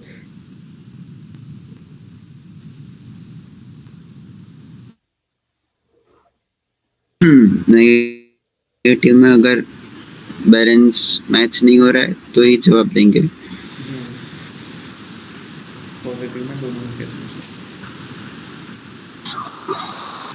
हाँ, पॉजिटिव कंफर्मेशन रिक्वेस्ट ऐसे ही ऐसा होता है शायद। कि whether confirming party agrees or disagrees with the information provided by the auditor, वो अग्री करते हैं या डिसएग्री करते हैं, उनको रिप्लाई करना ही है, उनको रिप्लाई करना जरूरी है। और तो और अगर ऐसा होता है कि इसमें क्या होगा कि पॉजिटिव कंफर्मेशन रिक्वेस्ट हमने कंफर्मिंग पार्टी को भेजी, तो वो बिना देखे भी येस और नो कह सकते हैं, तो ये ना हो, इसीलिए बेटर वे और बेटर एविडेंस ये हो सकता है कि हम उसको ब्लैंक कंफर्मेशन रिक्वेस्ट भेजे। भाई आप बताओ कि आपकी बुक्स में कितने रिसीवेबल या पेएबल या क्या अमाउंट है, राइट? तो वो भी पॉजिटिव कंफर्मेशन रिक्वेस्ट होगा, मतलब कि कंफर्मिंग पार्टी एग्री करते हैं या डिसएग्री करते हैं, वो कंफर्मिंग पार्टी को रिप्लाई करना जरूरी है, तो वो पॉजिटिव कंफर्मेशन रिक्वेस्ट है। या फिर अगर ऑडिटर है वो ब्लैंक कंफर्मेशन रिक्वेस्ट भेजता है और पूछता है कि भाई आपकी बुक्स में कितना है, तो उसे भी हम पॉजिटिव कंफर्मेशन रिक्वेस्ट कह सकते हैं। नेगेटिव कंफर्मेशन रिक्वेस्ट तभी भेज उसका पर्पस यही है कि auditor needs to reply only if they disagree with the, sorry, confirming party needs to reply only if they disagree with the auditor. तो जो भी कंफर्मेशन भेजा है उनसे अगर वो डिसएग्री करते हैं तो ही उनको रिप्लाई करना है, तो वो नेगेटिव कंफर्मेशन रिक्वेस्ट हो जाएगा। समझ में आ रहा है या नहीं? Yes yes. ये क्या यस। हुआ, समझ में आ रहा है या नहीं ये जो मैंने पूछा? पॉजिटिव। Positive confirmation. कोई डाउट है? नहीं। तो ये हम कह सकते हैं नेगेटिव कंफर्मेशन रिक्वेस्ट की, अगर डाउट होगा तो कोई पूछ लेगा। चलो यहाँ पर दो लोग हैं इसीलिए आप जवाब दे रहे हैं, पर अगर पूरा क्लास भरा हुआ होता है तो यहाँ वहां पर अगर हम पूछते हैं कि भाई आपको समझ में आया या नहीं, तो वो हाँ या ना कुछ बोलते हैं, that is positive confirmation request, agree और disagree you need to answer. But अगर हम ऐसा पूछते हैं कि कोई डाउट है, तो अगर कोई नहीं बोलेगा तो हम क्या अज्यूम कर लेंगे कि उनको कोई भी डाउट नहीं है। हाँ, अगर होगा तो वो पूछ लेंगे। वैसे ही नेगेटिव कंफर्मेशन रिक्वेस्ट में भी अगर वो डिसएग्री करते हैं तो ही उनको जवाब देना है, बाकी वो अगर जवाब नहीं देंगे तो ऑडिटर ऐसा अज्यूम कर लेगा कि वो एग्री करते हैं और वो जो इन्फॉर्मेशन प्रोवाइड की है वही सही है। समझ में आ रहा है?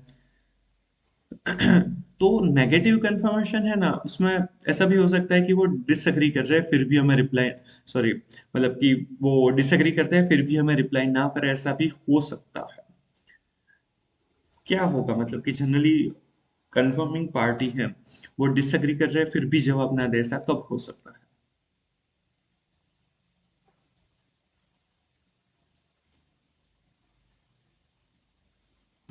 मतलब वो उसकी बुक्स में बैलेंस मैच ना हो रहा हो और हाँ, फिर भी वो रिप्लाई ना करे। फिर भी वो रिप्लाई ना करे, बट ऐसा कब करेंगे, मतलब वो हर बार करेंगे या फिर कुछ स्पेसिफिक सिचुएशन में ऐसे करने के चांसेस बढ़ जाएंगे?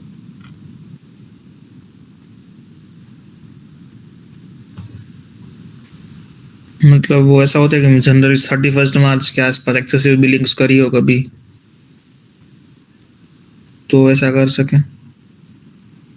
Not necessary. तो बुक्स में बैलेंस मैच नहीं होगा, वो एक रीजन है। बैलेंस क्यों मैच नहीं हो रहा है वो नहीं जानना है हमें। बैलेंस मैच नहीं हो रहा है फिर भी वो कुछ केसेस में कर सकते हैं रिप्लाई, कुछ केसेस में वो रिप्लाई नहीं करेंगे। तो कौन से केसेस में वो रिप्लाई कर सकते हैं, कौन से केसेस में वो रिप्लाई नहीं कर सकते हैं? हर बार जरूरी नहीं है, ये ऐसा हो सकता है, बस हम वो ट्राइंग की कौन से ऐसे एक्सपेक्टेड इवेंट हो सकते हैं।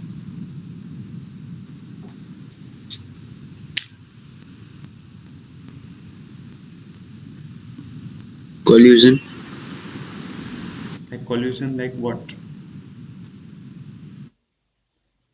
और how? between the auditing company and its confirming party. तो किसी में भी हो सकता है ना, वो नेसेसरी नहीं है ना। वो तो इवन कॉल्यूटिंग करना है तो वो तो, मतलब अगर गलत कर रहे हैं ना तो वो तो ज्यादा सामने से एविडेंसेस देंगे।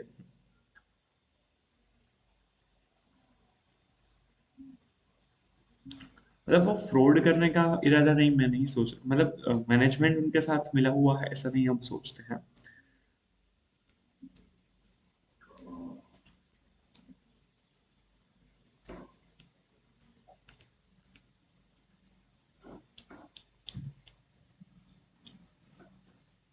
चलिए मैं आपको एक सिनेरियो देता हूँ, मतलब लाइक अमाउंट वगैरह देख के शायद आपको याद आ जाए।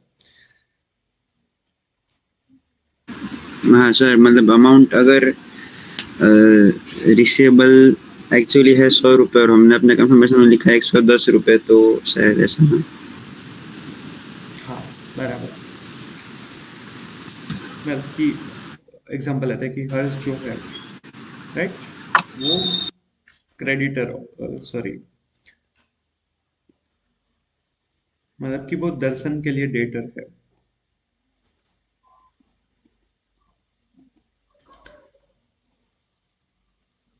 दर्शन की जो बुक है उसमें ऐसा लिखा है, रिसीवेबल फ्रॉम हर्स ₹10 lakhs।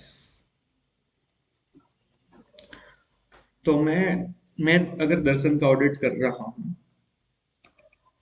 और मैं इसको कंफर्मेशन रिक्वेस्ट भेजता हूँ कि भाई आप ₹10 लाख है वो रिसीवेबल है, आप अगर डिसएग्री करते हैं तो वो मुझे बताइए। तो क्या होगा कि अगर हर्ष की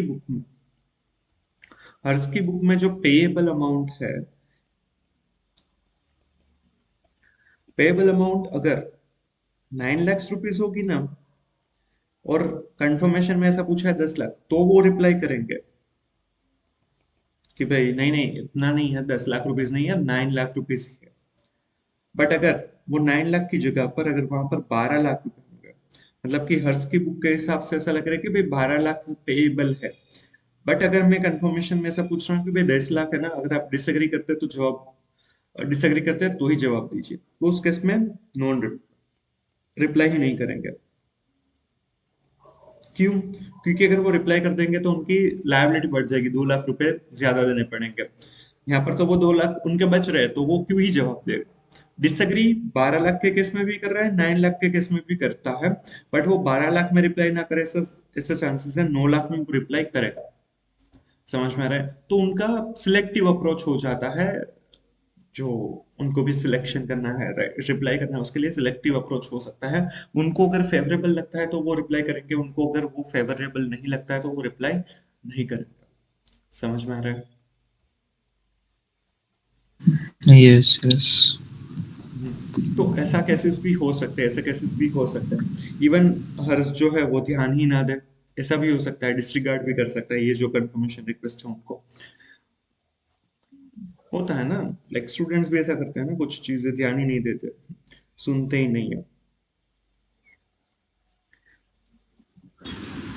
नहीं सर, ऐसा नहीं होता। हाँ, आप थोड़ी ना अग्री करोगे।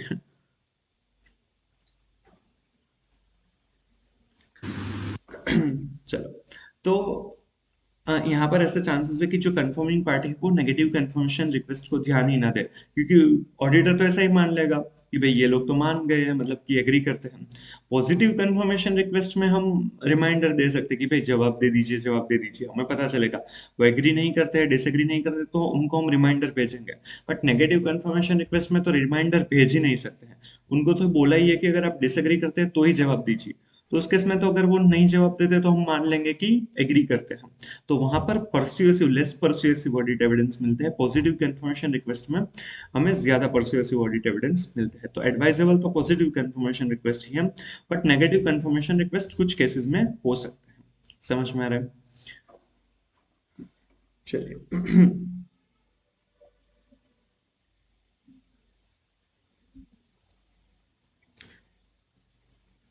यहाँ पर और भी कुछ चीजें हमें जो समझनी जरूरी है। एक्सेप्शन, एक्सेप्शन क्या होता है कि जो कंफर्मेशन रिक्वेस्ट में जो भी कंफर्मेशन दी गई है, जो भी अमाउंट के लिए कंफर्मेशन दिया और जो बुक्स में लिखा था, उन दोनों में अगर डिफरेंस है तो उसको हम क्या कहेंगे? एक्सेप्शन कहेंगे, राइट? तो एक्सेप्शन है तो उसके केसेस में रिकंसिलिएशन वगैरह भी किया जा सकता है। Negative confirmation, auditor to use negative confirmation as a sole substantive audit procedure when, जब भी हम नेगेटिव कंफर्मेशन यूज करना चाहते हैं तो यहाँ पर ये 4 कंडीशन दी गई है, उनका फुलफिल होना जरूरी है। सबसे पहले तो रिस्क है वो कम होना चाहिए, रिस्क ऑफ मटेरियल मिसस्टेटमेंट कम होना चाहिए, और जो भी कंट्रोल्स है वो ऑपरेटिंग इफेक्टिव होने चाहिए, बराबर होने चाहिए। Plus most of the items जो भी उस पॉपुलेशन में है, लार्ज नंबर ऑफ आइटम्स है बट वो स्मॉल वैल्यू की है और होमोजीनियस है, सिमिलर टाइप्स की है। एक्सेप्शन रेट मतलब कि डिफरेंस आने के जो चांसेस है वो हम एक्सपेक्ट कर रहे हैं वो काफी कम है, very low exception rate is expected. And वो जो कंफर्मिंग पार्टी है वो हमारी रिक्वेस्ट को डिसरिगार्ड करे, मतलब कि ध्यान में ही ना ले, ऐसे चांसेस हमें नहीं पता है कि वो डिसरिगार्ड करेंगे। उसी केस में हमें नेगेटिव कंफर्मेशन रिक्वेस्ट है वो इश्यू करनी चाहिए, otherwise it is not advisable. So ये 4 कंडीशन है। Assessed risk of material misstatement is low and relevant controls are effective. Risk है वो कम है और जो कंट्रोल्स है वो इफेक्टिव है, रिस्क ऑफ मटेरियल मिसस्टेटमेंट कम है और रिलेवेंट कंट्रोल्स भी इफेक्टिव है। Second, the population comprise of large number of small homogeneous transaction. जो भी ट्रांजैक्शन है पूरी पॉपुलेशन में वो लार्ज नंबर ऑफ ट्रांजैक्शन है बट स्मॉल वैल्यू के और होमोजीनियस सिमिलर टाइप के। A very low exception rate is expected. जो low exception rate है वो काफी कम है, and the auditor is not aware of the circumstances that would cause recipients of the negative confirmation request to disregard such request. और auditor को कोई भी ऐसी सिचुएशन नहीं पता है कि जहां पर जो रिसिपिएंट है कंफर्मेशन रिक्वेस्ट का वो इसे डिसरिगार्ड करे, ऐसी कोई भी सिचुएशन हमें नहीं पता। तो उस केस में हम नेगेटिव कंफर्मेशन रिक्वेस्ट भेज सकते हैं, बट ये लेस परसुएसिव ऑडिट एविडेंस रहता है। समझ में आ रहा है? तो हम पॉजिटिव कंफर्मेशन रिक्वेस्ट भी भेज सकते हैं, नेगेटिव कंफर्मेशन रिक्वेस्ट भी भेज सकते हैं। पॉजिटिव में एग्री करे या डिसएग्री करे, दोनों ही केस में कंफर्मिंग पार्टी को रिप्लाई करना जरूरी है। पर नेगेटिव कंफर्मेशन रिक्वेस्ट में अगर वो सिर्फ डिसएग्री करते हैं तो ही वो रिप्लाई करना जरूरी है, बाकी रिप्लाई करने की जरूरत नहीं है। क्लियर? समझ में आ रहा है ना? Yes yes sir. फिर एक चीज ये भी है नॉन रिस्पॉन्स। नॉन रिस्पॉन्स मतलब कि कंफर्मेशन रिक्वेस्ट भेजी पर इसका कोई रिप्लाई ही नहीं आया, या रिप्लाई आया ही नहीं, या फिर फुल्ली रिप्लाई नहीं आया है, राइट? तो उसे नॉन रिस्पॉन्स कहा जाएगा। नॉन रिस्पॉन्स किस टाइप के कंफर्मेशन रिक्वेस्ट में होगा?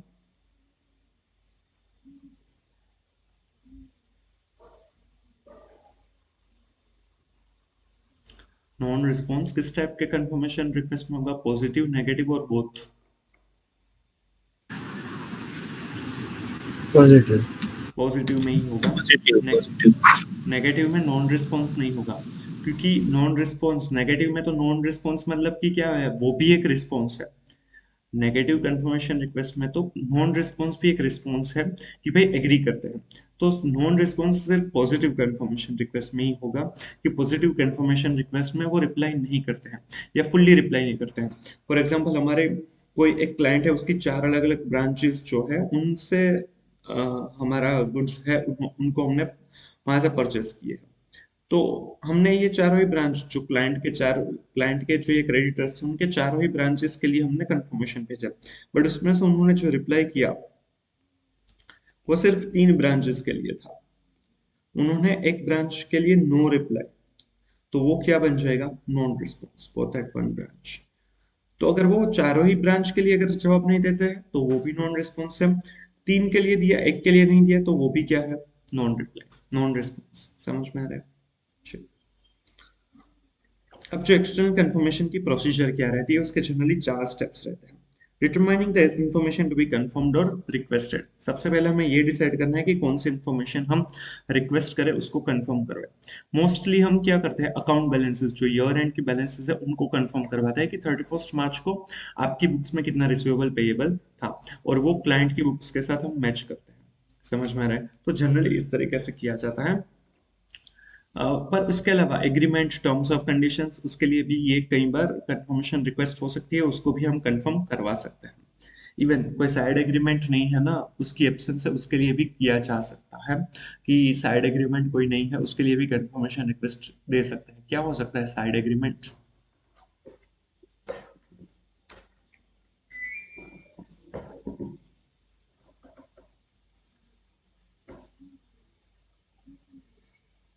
साइड एग्रीमेंट क्या हो सकता है? क्योंकि उसकी वजह से रेवेन्यू रिकॉग्निशन में कुछ फर्क पड़ सकता है, उसकी इम्पैक्ट आ सकती है।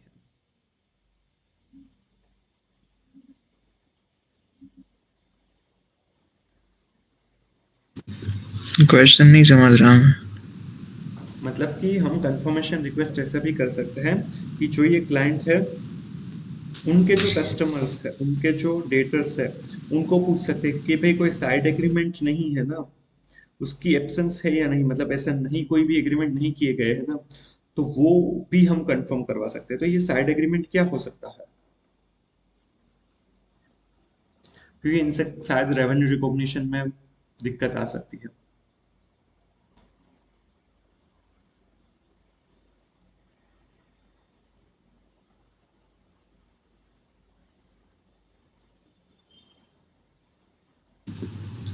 पता नहीं है ये। ओके।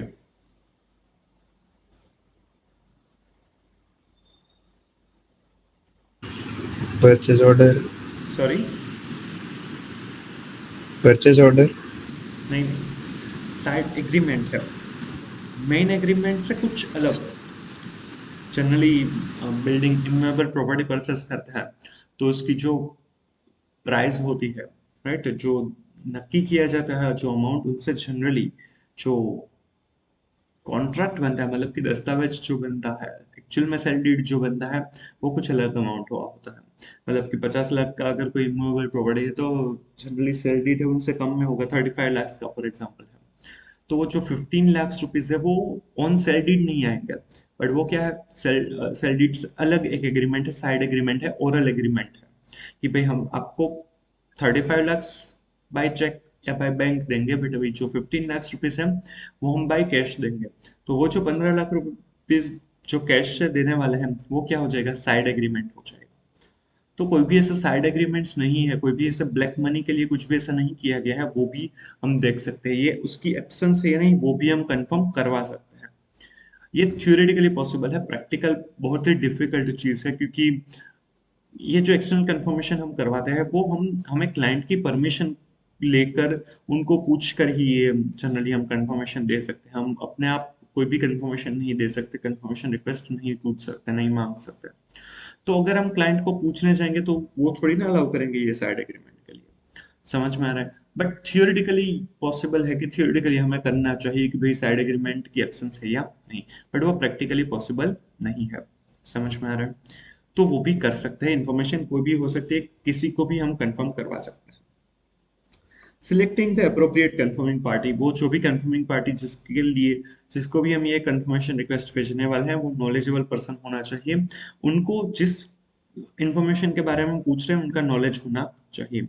जनरली अगर कोई भी डेटर है क्लाइंट का, तो वो डेटर जो है वहां पर हम सेल करते हैं, तो वो जो डेटर है उनका परचेस डिपार्टमेंट है, वो जनरली इस क्लाइंट के साथ डील करता होगा।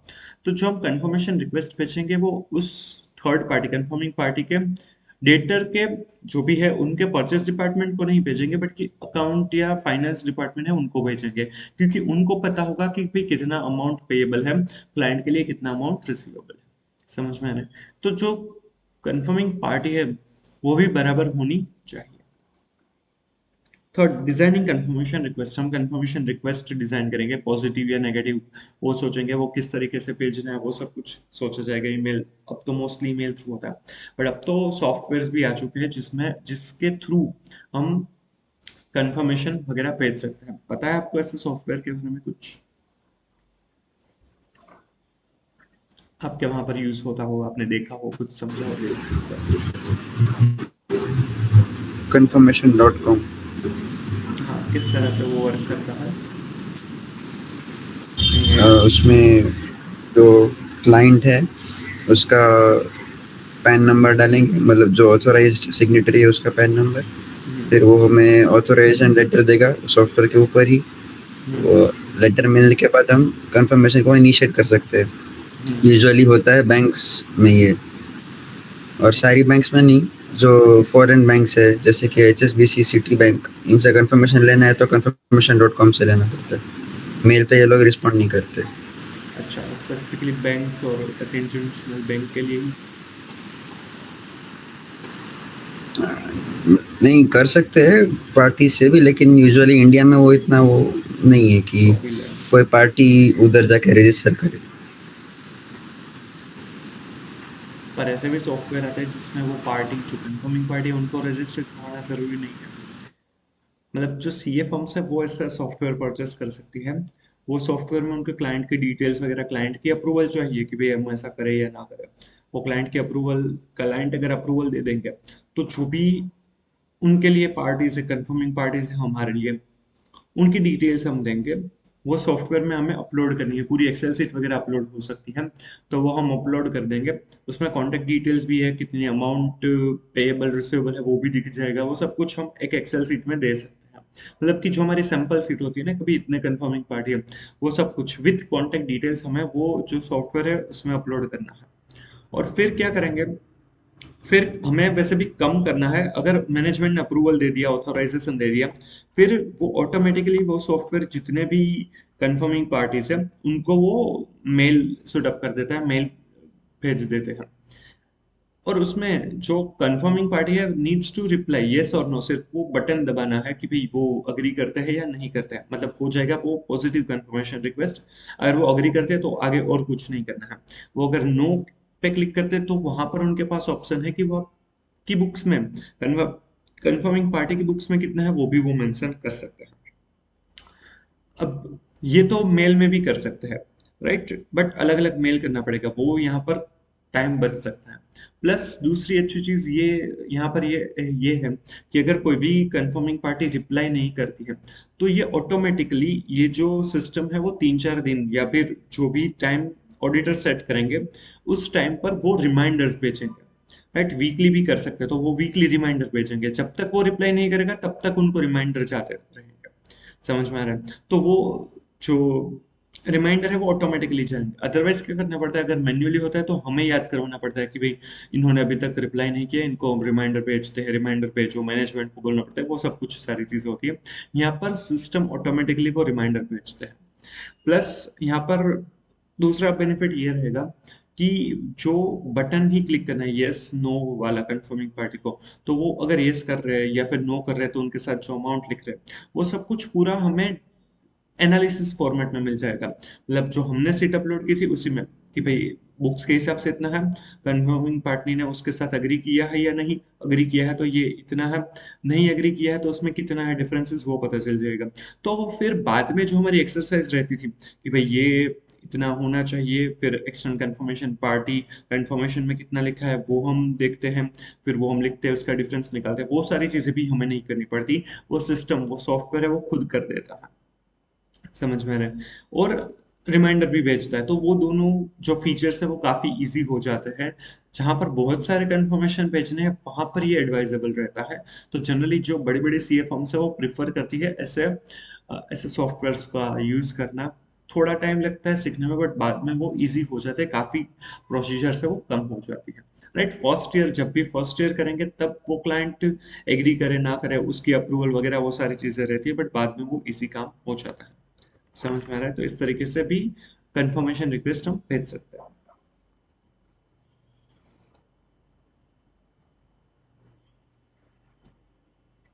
And last, sending the request including follow up request. फिर जो कंफर्मेशन रिक्वेस्ट बना दी उसको भेजा जाएगा, और तो और फॉलो अप भी किया जाएगा, रिमाइंडर्स भी भेजे जाएंगे कि भाई आप रिप्लाई दे दीजिए, रिप्लाई दे दीजिए, वो सारी चीजें भी की जाएगी। तो ये 4 स्टेप्स जनरली रहते हैं। इंफॉर्मेशन डिसाइड करना, selecting the party, appropriate party, design करना कंफर्मेशन रिक्वेस्ट को और उनको भेजना और फॉलो अप लेना। समझ में आ रहा है? इसमें कोई डाउट? नो। फिर मैनेजमेंट रिफ्यूज कर सकता है to allow the auditor to send confirmation request. Management मना कर देगा कि भाई आप ये कंफर्मेशन रिक्वेस्ट नहीं भेज सकते। तो क्या करेंगे हम, क्या कहेंगे? ओके, ऐसा।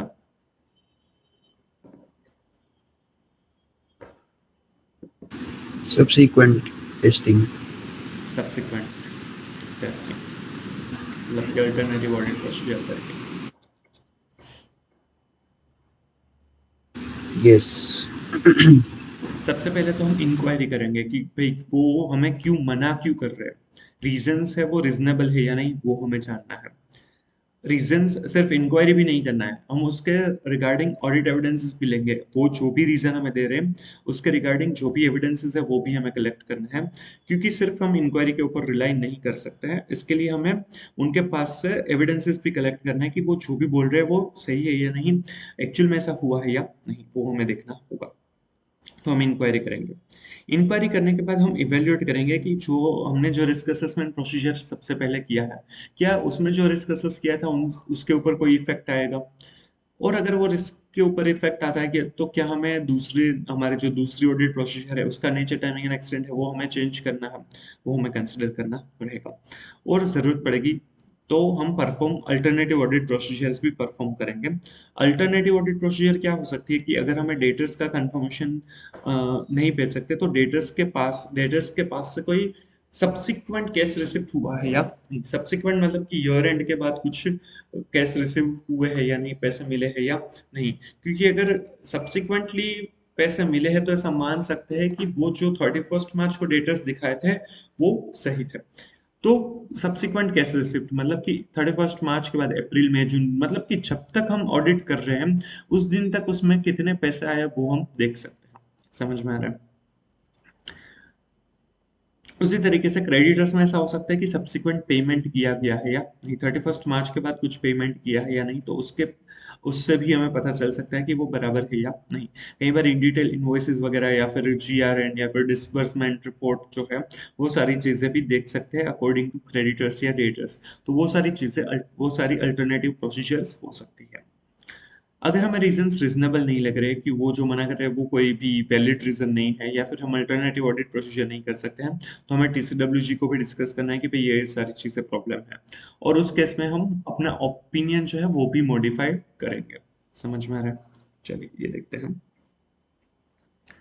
Inquire as to the management's reason for the refusal and seek audit evidence as to their validity and reasonableness। सबसे पहले हम इंक्वायर करेंगे कि भाई आप क्यों हमें मना कर रहे हैं, राइट, क्या रीजन क्या है, और फिर हम ऑडिट एविडेंसेस भी मांगेंगे कि भाई जो भी रीजन दिए हैं वो वैलिड है या नहीं और रीजनेबल है या नहीं, बराबर है या नहीं, तभी हम उसके ऊपर ट्रस्ट करेंगे।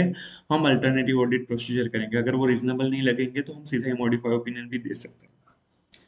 Evaluate the implication of management's refusal on the auditor's assessment of the relevant risks of material misstatement, including the risk of fraud and on the nature, timing and extent of other audit procedure। हम evaluate करेंगे कि वो जो refusal कर रहे हैं उसकी वजह से हमारा जो रिस्क असेस किया था उसके ऊपर क्या इम्पैक्ट आएगा, प्लस जो दूसरी ऑडिट प्रोसीजर है उसके नेचर, टाइमिंग एंड एक्सटेंट पर क्या इफेक्ट आएगा, इम्प्लीकेशन आएंगे, वो हमें ध्यान में रखना होगा।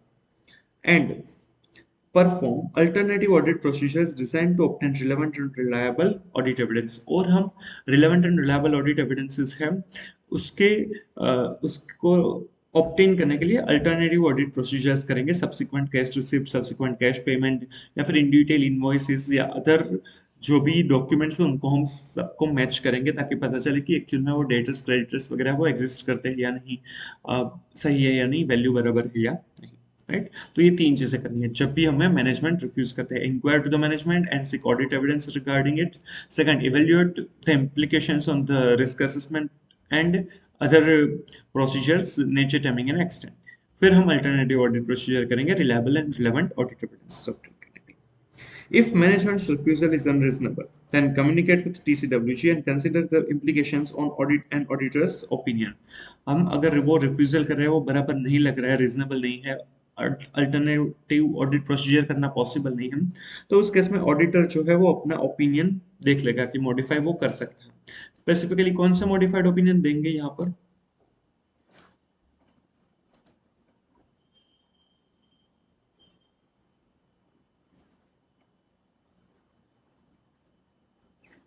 स्पेसिफिकली यहाँ पर किस टाइप का मॉडिफाइड ओपिनियन देंगे।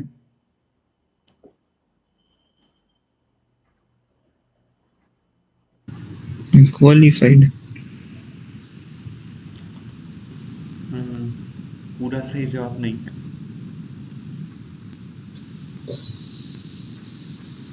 गलत नहीं है पर पूरा सही भी नहीं है।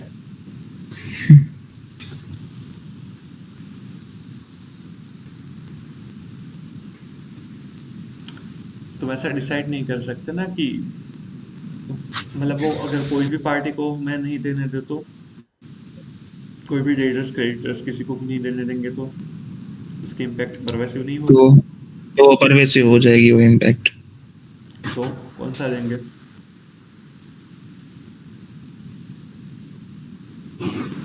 डिस्क्लेमर ही देना पड़ेगा, हेड फर्स्ट थोड़ी दे सकते। तो मतलब कि इन जनरल हम क्या आंसर देंगे, कौन सा मॉडिफाइड ओपिनियन दे सकते हैं। If the impact is not pervasive, so we can give qualified, and if it is material and pervasive, तो डिस्क्लेमर। disclaimer। मतलब कि अगर जो मैनेजमेंट का रिफ्यूजल है वो रीजन जो है वो अनरीजनेबल है और अल्टरनेटिव ऑडिट प्रोसीजर हम नहीं कर सकते हैं, तो उस केस में क्वालिफाइड ओपिनियन या फिर डिस्क्लेमर ऑफ ओपिनियन है वो एक्सप्रेस किया जाएगा।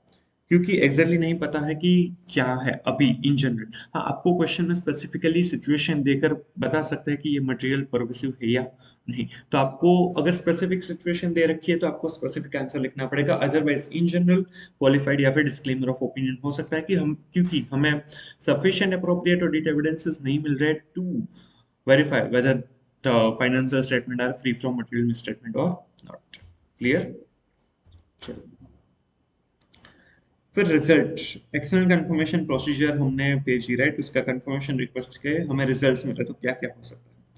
Reliability of responses to confirmation request, जो भी रिस्पॉन्सेज मिले हैं, राइट, कंफर्मेशन रिक्वेस्ट के, वो रिलायबल है या नहीं वो देखना होगा। अगर रिलायबल नहीं है तो शायद हम अल्टरनेटिव ऑडिट प्रोसीजर करेंगे, रिस्क असेस वगैरह फिर से करेंगे, और उसके हिसाब से हम देखेंगे कि भाई कौन सा ओपिनियन एक्सप्रेस करना है। If auditor has doubt about the reliability of response, auditor to obtain further audit evidence. अगर reliable नहीं लग रहे तो हम further audit evidence दूसरी audit procedure से भी कर सकते हैं। If auditor determines responses is not reliable, auditor to evaluate the implication of the assessment of risk of material misstatement. अगर वो रिजल्ट रिलायबल नहीं लगते हैं तो हम देखेंगे कि भाई मटेरियल मिसस्टेटमेंट का रिस्क कितना है। Non response, auditor shall perform alternative audit procedure, जहां पर भी नॉन रिस्पॉन्स रिस्पॉन्स मिलेगा ही नहीं, वहां पर भी हमें अल्टरनेटिव ऑडिट प्रोसीजर करनी रहेगी। When a response to positive confirmation is necessary and the same is not received, determine the implication on the audit and auditor's opinion. Generally ये नॉन रिस्पॉन्स का पार्ट हो जाएगा कि अगर हमें पॉजिटिव कंफर्मेशन रिक्वेस्ट में जवाब नहीं मिलता है तो क्या करेंगे, तो हम ऑडिट एंड ऑडिटर्स ओपिनियन के ऊपर इम्प्लीकेशन देखेंगे। पर पहले तो हम अल्टरनेटिव ऑडिट प्रोसीजर करने की ट्राई करेंगे, अगर वो भी पॉसिबल नहीं है तभी हमें ओपिनियन अपना मॉडिफाई करना रहेगा। एक्सेप्शन, डिफरेंसेस आ रहे हैं। Auditor shall investigate exceptions to determine whether or not they are indicative of misstatement. जो भी differences आ रहे हैं तो उसके reasons क्या है, क्या वो misstatement है, material misstatement है, उसके वजह से हमारा opinion modify होना चाहिए या नहीं, वो हमें देखना होगा। हर बार differences आ रहे हैं तो जरूरी नहीं कि वो misstatement है, material misstatement है। वो रीजन ऐसे भी हो सकते हैं, just kind of timing difference, जैसे बैंक और क्लाइंट की बुक में डिफरेंसेस आते हैं, वैसे ही जो बैंक है और कंफर्म सॉरी क्लाइंट की बुक से और कंफर्मिंग पार्टी की बुक से, उन दोनों के बुक्स में भी डिफरेंस हो सकते हैं। किसी ने इनवॉइस इश्यू कर दिया, किसी ने रिकॉर्ड नहीं किया, बाद में रिकॉर्ड किया, बाद में पे परचेज या सेल हुआ, तो उसमें कोई भी रिकॉग्निशन का कुछ क्राइटेरिया की वजह से वो प्लस माइनस हुआ, ऐसा हो सकता है, राइट? तो अगर वो डिफरेंस वैलिड है तो रिकंसिलिएशन से काम चल जाएगा, हम देख लेंगे वो बराबर है या नहीं, वो हम समझ लेंगे। बट अगर वो जो रिकंसिलिएशन से भी बराबर नहीं पता चल रहा है तो हमें देखना होगा कि implication on the auditors opinion क्या होगा। क्लियर? तो इस तरीके से जनरली प्रोसेस किया जाएगा। कोई डाउट? No sir. हर्ष, तुम्हें कोई डाउट? No sir. यहाँ पर एक जो हमने बोला कि भी मैनेजमेंट रिफ्यूज कर सकते हैं कंफर्मेशन रिक्वेस्ट के लिए, तो ऐसे कौन सा रीजन हो सकते हैं कि जो रीजनेबल कह सकते हैं? कोई आइडिया?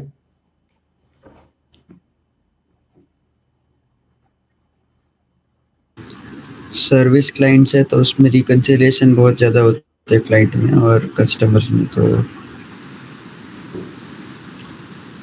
रिकंसिलिएशन रिफ्यूजल के बारे में पूछ रहा है कि मैनेजमेंट कौन से जगह पर रिफ्यूज कर सकता है टू सेंड कंफर्मेशन रिक्वेस्ट, जो रीजनेबल कह सकते हैं हम। हाँ, तो रिकंसिलिएशन होगा तो मतलब दोनों की बुक्स में मैच नहीं होगा तो क्लाइंट मना कर देगा कि मत भेजो। पर पहले से ऐसा जरूरी थोड़ी होता है।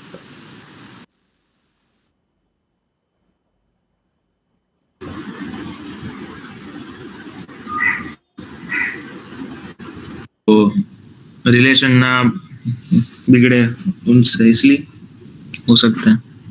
मतलब ऐसे कौन से रिलेशन होगी जहाँ पर वो बिगड़ सकती बात?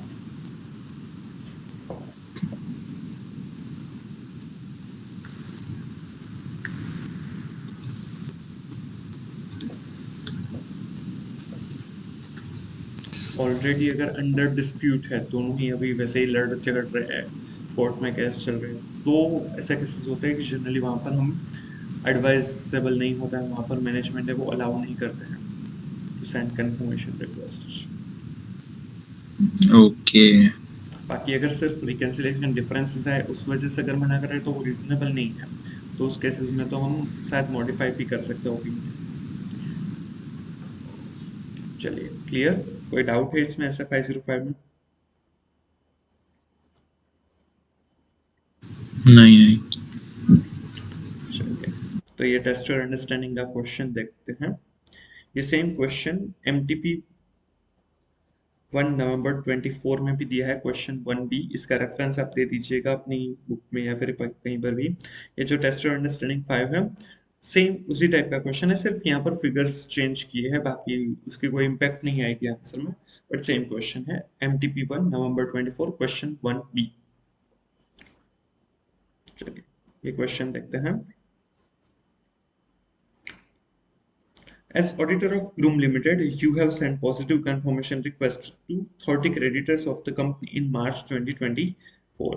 ये जो ग्रूम लिमिटेड का आप ऑडिटर हो और आपने पॉजिटिव कंफर्मेशन रिक्वेस्ट भेजी है 30 क्रेडिटर्स को मार्च 2024 के लिए, right? All the creditors in the informal sector are small concerns. ये सारे इनफॉर्मल सेक्टर में है और सारे छोटे छोटे कस्टमर्स है, छोटे छोटे क्रेडिटर्स है, right? You selected to send positive confirmation request to all the above parties at their business addresses stated on respective bills after discussing the matter with the CFO of the company. ये जो auditor है उन्होंने ये जो भी parties है उनके addresses जो बिल पर लिखे थे वहां पर ये लेटर भेजा है confirmation after discussing the same with the CFO of the company. CFO को बताया, उन्हीं के बाद ये भेजा गया है। The CFO is cooperative and does not raise any hassles in the matter. CFO cooperative थे, उन्होंने कुछ भी मना नहीं किया है और उन्होंने अलाउ कर दिया, आपने कंफर्मेशन रिक्वेस्ट भेज भी दिया। Responses to confirmation request are received within a week's time. शायद सभी के जो भी कंफर्मेशन रिक्वेस्ट के रिप्लाई है वो एक ही हफ्ते में आ गए। Your article assistants inform you that out of 30 creditors, GST registration of 25 creditors have been cancelled during financial year 23-24 itself by collecting information from GST portal.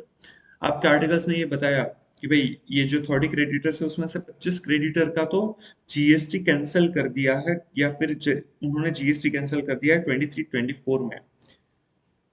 समझ में आ रहा है? और ये GST पोर्टल पर से पता चल रहा है।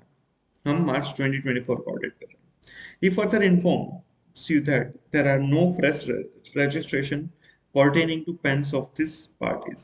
ये जो भी पार्टीज के पेन है उसमें से और कोई नया रजिस्ट्रेशन भी नहीं किया गया है। How would you proceed to deal with situation as an auditor of the company? इस केस में आप क्या करेंगे being an auditor? क्या करेंगे आप?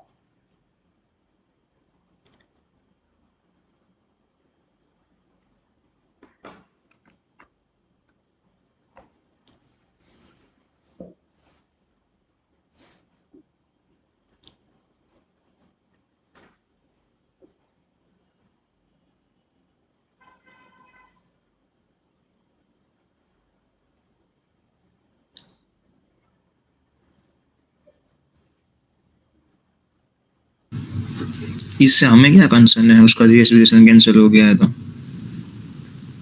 ओके, हर्ष तुम्हारा क्या मानना?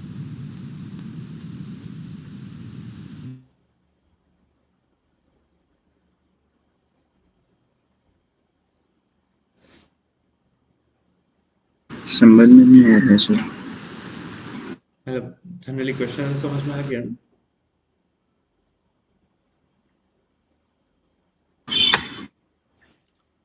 हर्ष क्वेश्चन तो समझ में आ गया ना क्या है?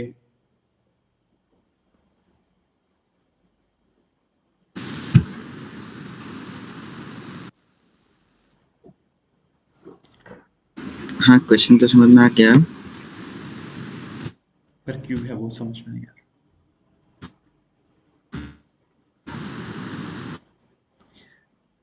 ओके, GST रजिस्ट्रेशन कैंसिल करने का मतलब क्या होता है?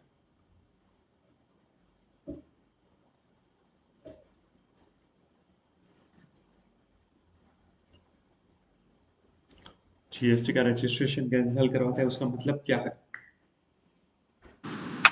बिजनेस बंद करने वाला है। Business close down.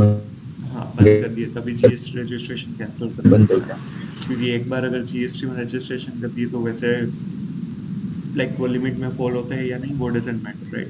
तो उनको जीएसटी कंटिन्यू करना है। तो यहाँ पर 23-24 में ही उन्होंने बंद कर दिए है अपने बिजनेस। फिर भी उन्होंने रिप्लाई कर दिया, क्रेडिटर्स है, मतलब कि उनको पे करना बाकी है और उन्होंने बंद कर दिया है। तो हो सकता है कि भी एक गलत भी हो, एक्चुअल में ये जो 25 क्रेडिटर्स है उनका रिप्लाई किसी और ने किया हो या फिर और कोई फ्रॉड रिस्क हो सकता है। तो ये जो दूसरे एविडेंसेस है, अगर उनसे हमें कुछ चीज़ें पता चलती है तो उसको भी कंसिडर करना है कि ये जो एक्सटर्नल कंफर्मेशन जो हमें रिस्पॉन्सेज मिले हैं क्या वो रिलायबल है या नहीं। किसी और ने रिप्लाई कर दिया, कुछ और रिप्लाई कर दिया, कुछ भी चीज़ हो सकती है, मैनेजमेंट भी इसमें इन्वॉल्व हो सकता है। तो इसके रिलायबिलिटी के ऊपर हमें डाउट हो रहा है, तो यहाँ पर हमें शायद और प्रोसीजर या कुछ अलग तरीके से भी चेक करना हो सकता है।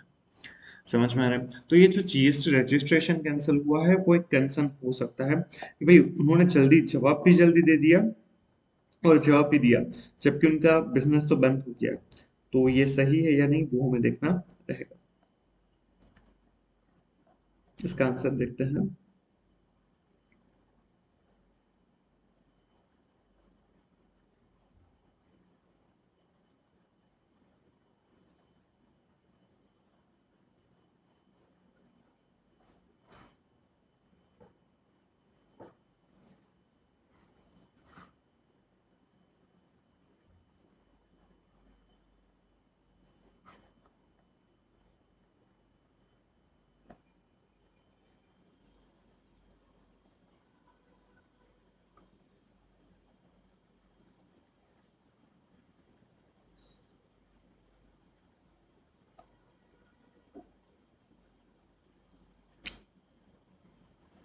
हाँ, ये क्या हो रहा है।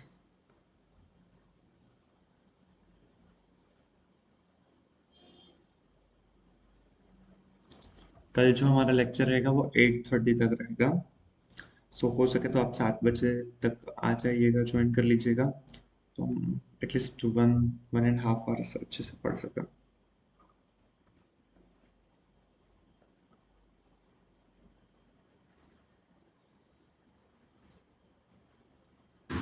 Okay sir.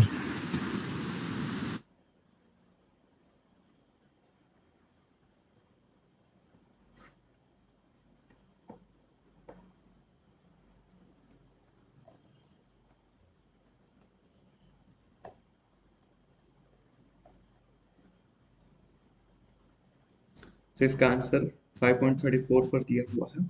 सर क्या बोला अभी आपने? क्या? अरे नहीं, वो लेक्चर का कुछ बोल रहे थे आप, कल का लेक्चर का क्या बोला? कल 8:30 तक लेक्चर रहेगा, 7 to 8:30। Okay okay. तो हो सके तो 7 PM तक ज्वाइन कर लीजिएगा तो हम टाइमली स्टार्ट कर सकें और मतलब 1.5 घंटा अच्छे से पढ़ सकें।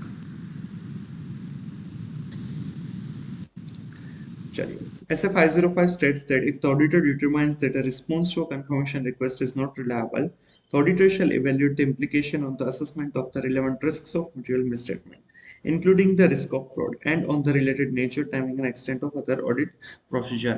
अगर जो हमें रिस्पॉन्स मिले हैं वो हमें रिलायबल नहीं लगते हैं तो हमें देखना होगा कि इसकी implication on relevant risk of material misstatement क्या होगी, फ्रॉड रिस्क पर क्या होगी। तो वो हमें कंसिडर करना है। Nature, timing and extent of other audit procedure क्या रहेगी वो हमें कंसिडर करना रहेगा। In the instant case, GST registration of 25 members have been cancelled in the year 23-24. It indicates that the business on those addresses were closed. तो जो ये सारे बिजनेसेस है वो बंद हो चुके हैं, जो एड्रेसेस हमें पता चले थे जहां पर हमने कंफर्मेशन रिक्वेस्ट भेजे थे। Further, there are no fresh registrations pertaining to the pens of these parties. और ये पार्टी का जो पेन है उसके ऊपर कोई और नया रजिस्ट्रेशन भी जीएसटी में नहीं लिया गया है। आपने शायद देखा होगा कि जीएसटी रजिस्ट्रेशन में हम जीएसटी नंबर के ऊपर से तो उसका स्टेटस वगैरह पार्टीज कौन है वो देख सकते हैं, वैसे ही पेन के हिसाब से भी देख सकते हैं कि इस पेन के ऊपर कौन सी जीएसटी में किस किसने रजिस्ट्रेशन करवाया हुआ है, राइट। तो पेन पर से भी ये चेक किया हुआ है। However, the auditor sent external confirmation request in March 2024, which were duly responded. It raised a question on the reliability of responses received. मार्च में ये जो एक्सटर्नल कंफर्मेशन भेजे उसका भी रिस्पॉन्स तुरंत आ गया, तो वो डाउट क्रिएट करता है कि भाई आया कैसा आंसर, क्योंकि वो क्लोज हो चुके हैं बिजनेसेस। तो SF500 indicates that even when the audit evidence is obtained from sources external to the entity, circumstances may exist that affect its reliability. Generally ऐसा माना जाता है कि एक्सटर्नल पार्टी के पास अगर कोई भी एविडेंस मिलता है तो वो मोर रिलायबल है, बट कुछ ऐसी सिचुएशन हो सकती है, उसको भी हमें कंसिडर करना है कि एक्सटर्नल पार्टी के पास से हर बार मिले हुए एविडेंसेस है वो रिलायबल नहीं होते हैं, वहां पर भी डाउट हो सकता है regarding the reliability. All responses carry some risk of interception, alteration और फ्रॉड। कुछ ना कुछ गलत होने के चांसेस वहां पर रिस्क हो ही सकते हैं। Such risk exists regardless of whether a response is obtained in paper form or by electronic or other medium. Factors that may indicate doubt about the reliability of response include: was received by the auditor indirectly or appeared not to come from the originally intended confirming party। Auditor को directly नहीं मिला है, indirectly मिला है, तो वहां पर कुछ गलत हो सकता है, या फिर जिसके पास से हमें एविडेंसेस चाहिए उनसे पास से नहीं मिला है, ऐसा लग रहा है कि वो ओरिजिनली जो पर्सन है उनके पास से नहीं मिला है। Keeping in view the circumstances described in the case situation, there is a risk that the response has not come from the originally intended confirming party। ऐसा लग रहा है कि जो इंटरनेट पार्टी है वहां से हमें ये रिस्पॉन्स नहीं मिला है, क्योंकि ये जो एड्रेसेस पर हमने भेजे थे वो एड्रेसेस पर तो एक्चुअली बिजनेस है वो क्लोज हो चुके हैं, तो ये जो रिप्लाई दिए है वो रिलायबल हमें नहीं लग रहा है। Unreliable responses may indicate fraud risk factor that requires evaluation।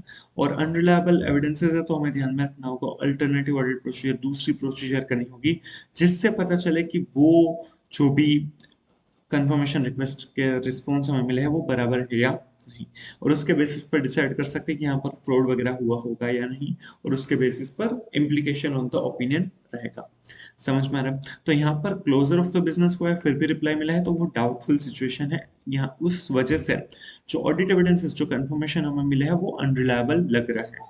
समझ में आ रहा है? तो इस तरीके से किया जाएगा। ये क्वेश्चन समझ में आया? थोड़ा सा डिफिकल्ट और थोड़ा सा अलग है।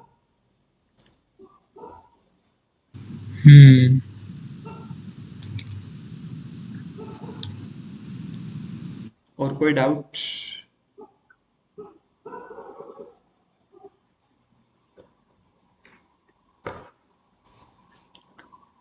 समझ में आ रहा है ना? नहीं यस यस हर्ष कोई डाउट? Yes sir. तो नो सर। ओके, तो हम यहाँ पर अपना यहाँ तक सेशन रखते हैं। कल SF505 के और 2-3 क्वेश्चन हैं वो कवर अप करेंगे and then move to the next session. So hopefully समझ में आ गया होगा। अगर आपको ये वीडियो अच्छा लगे तो please like and share the video, comment if you have any doubt, suggestion और रिव्यूज, और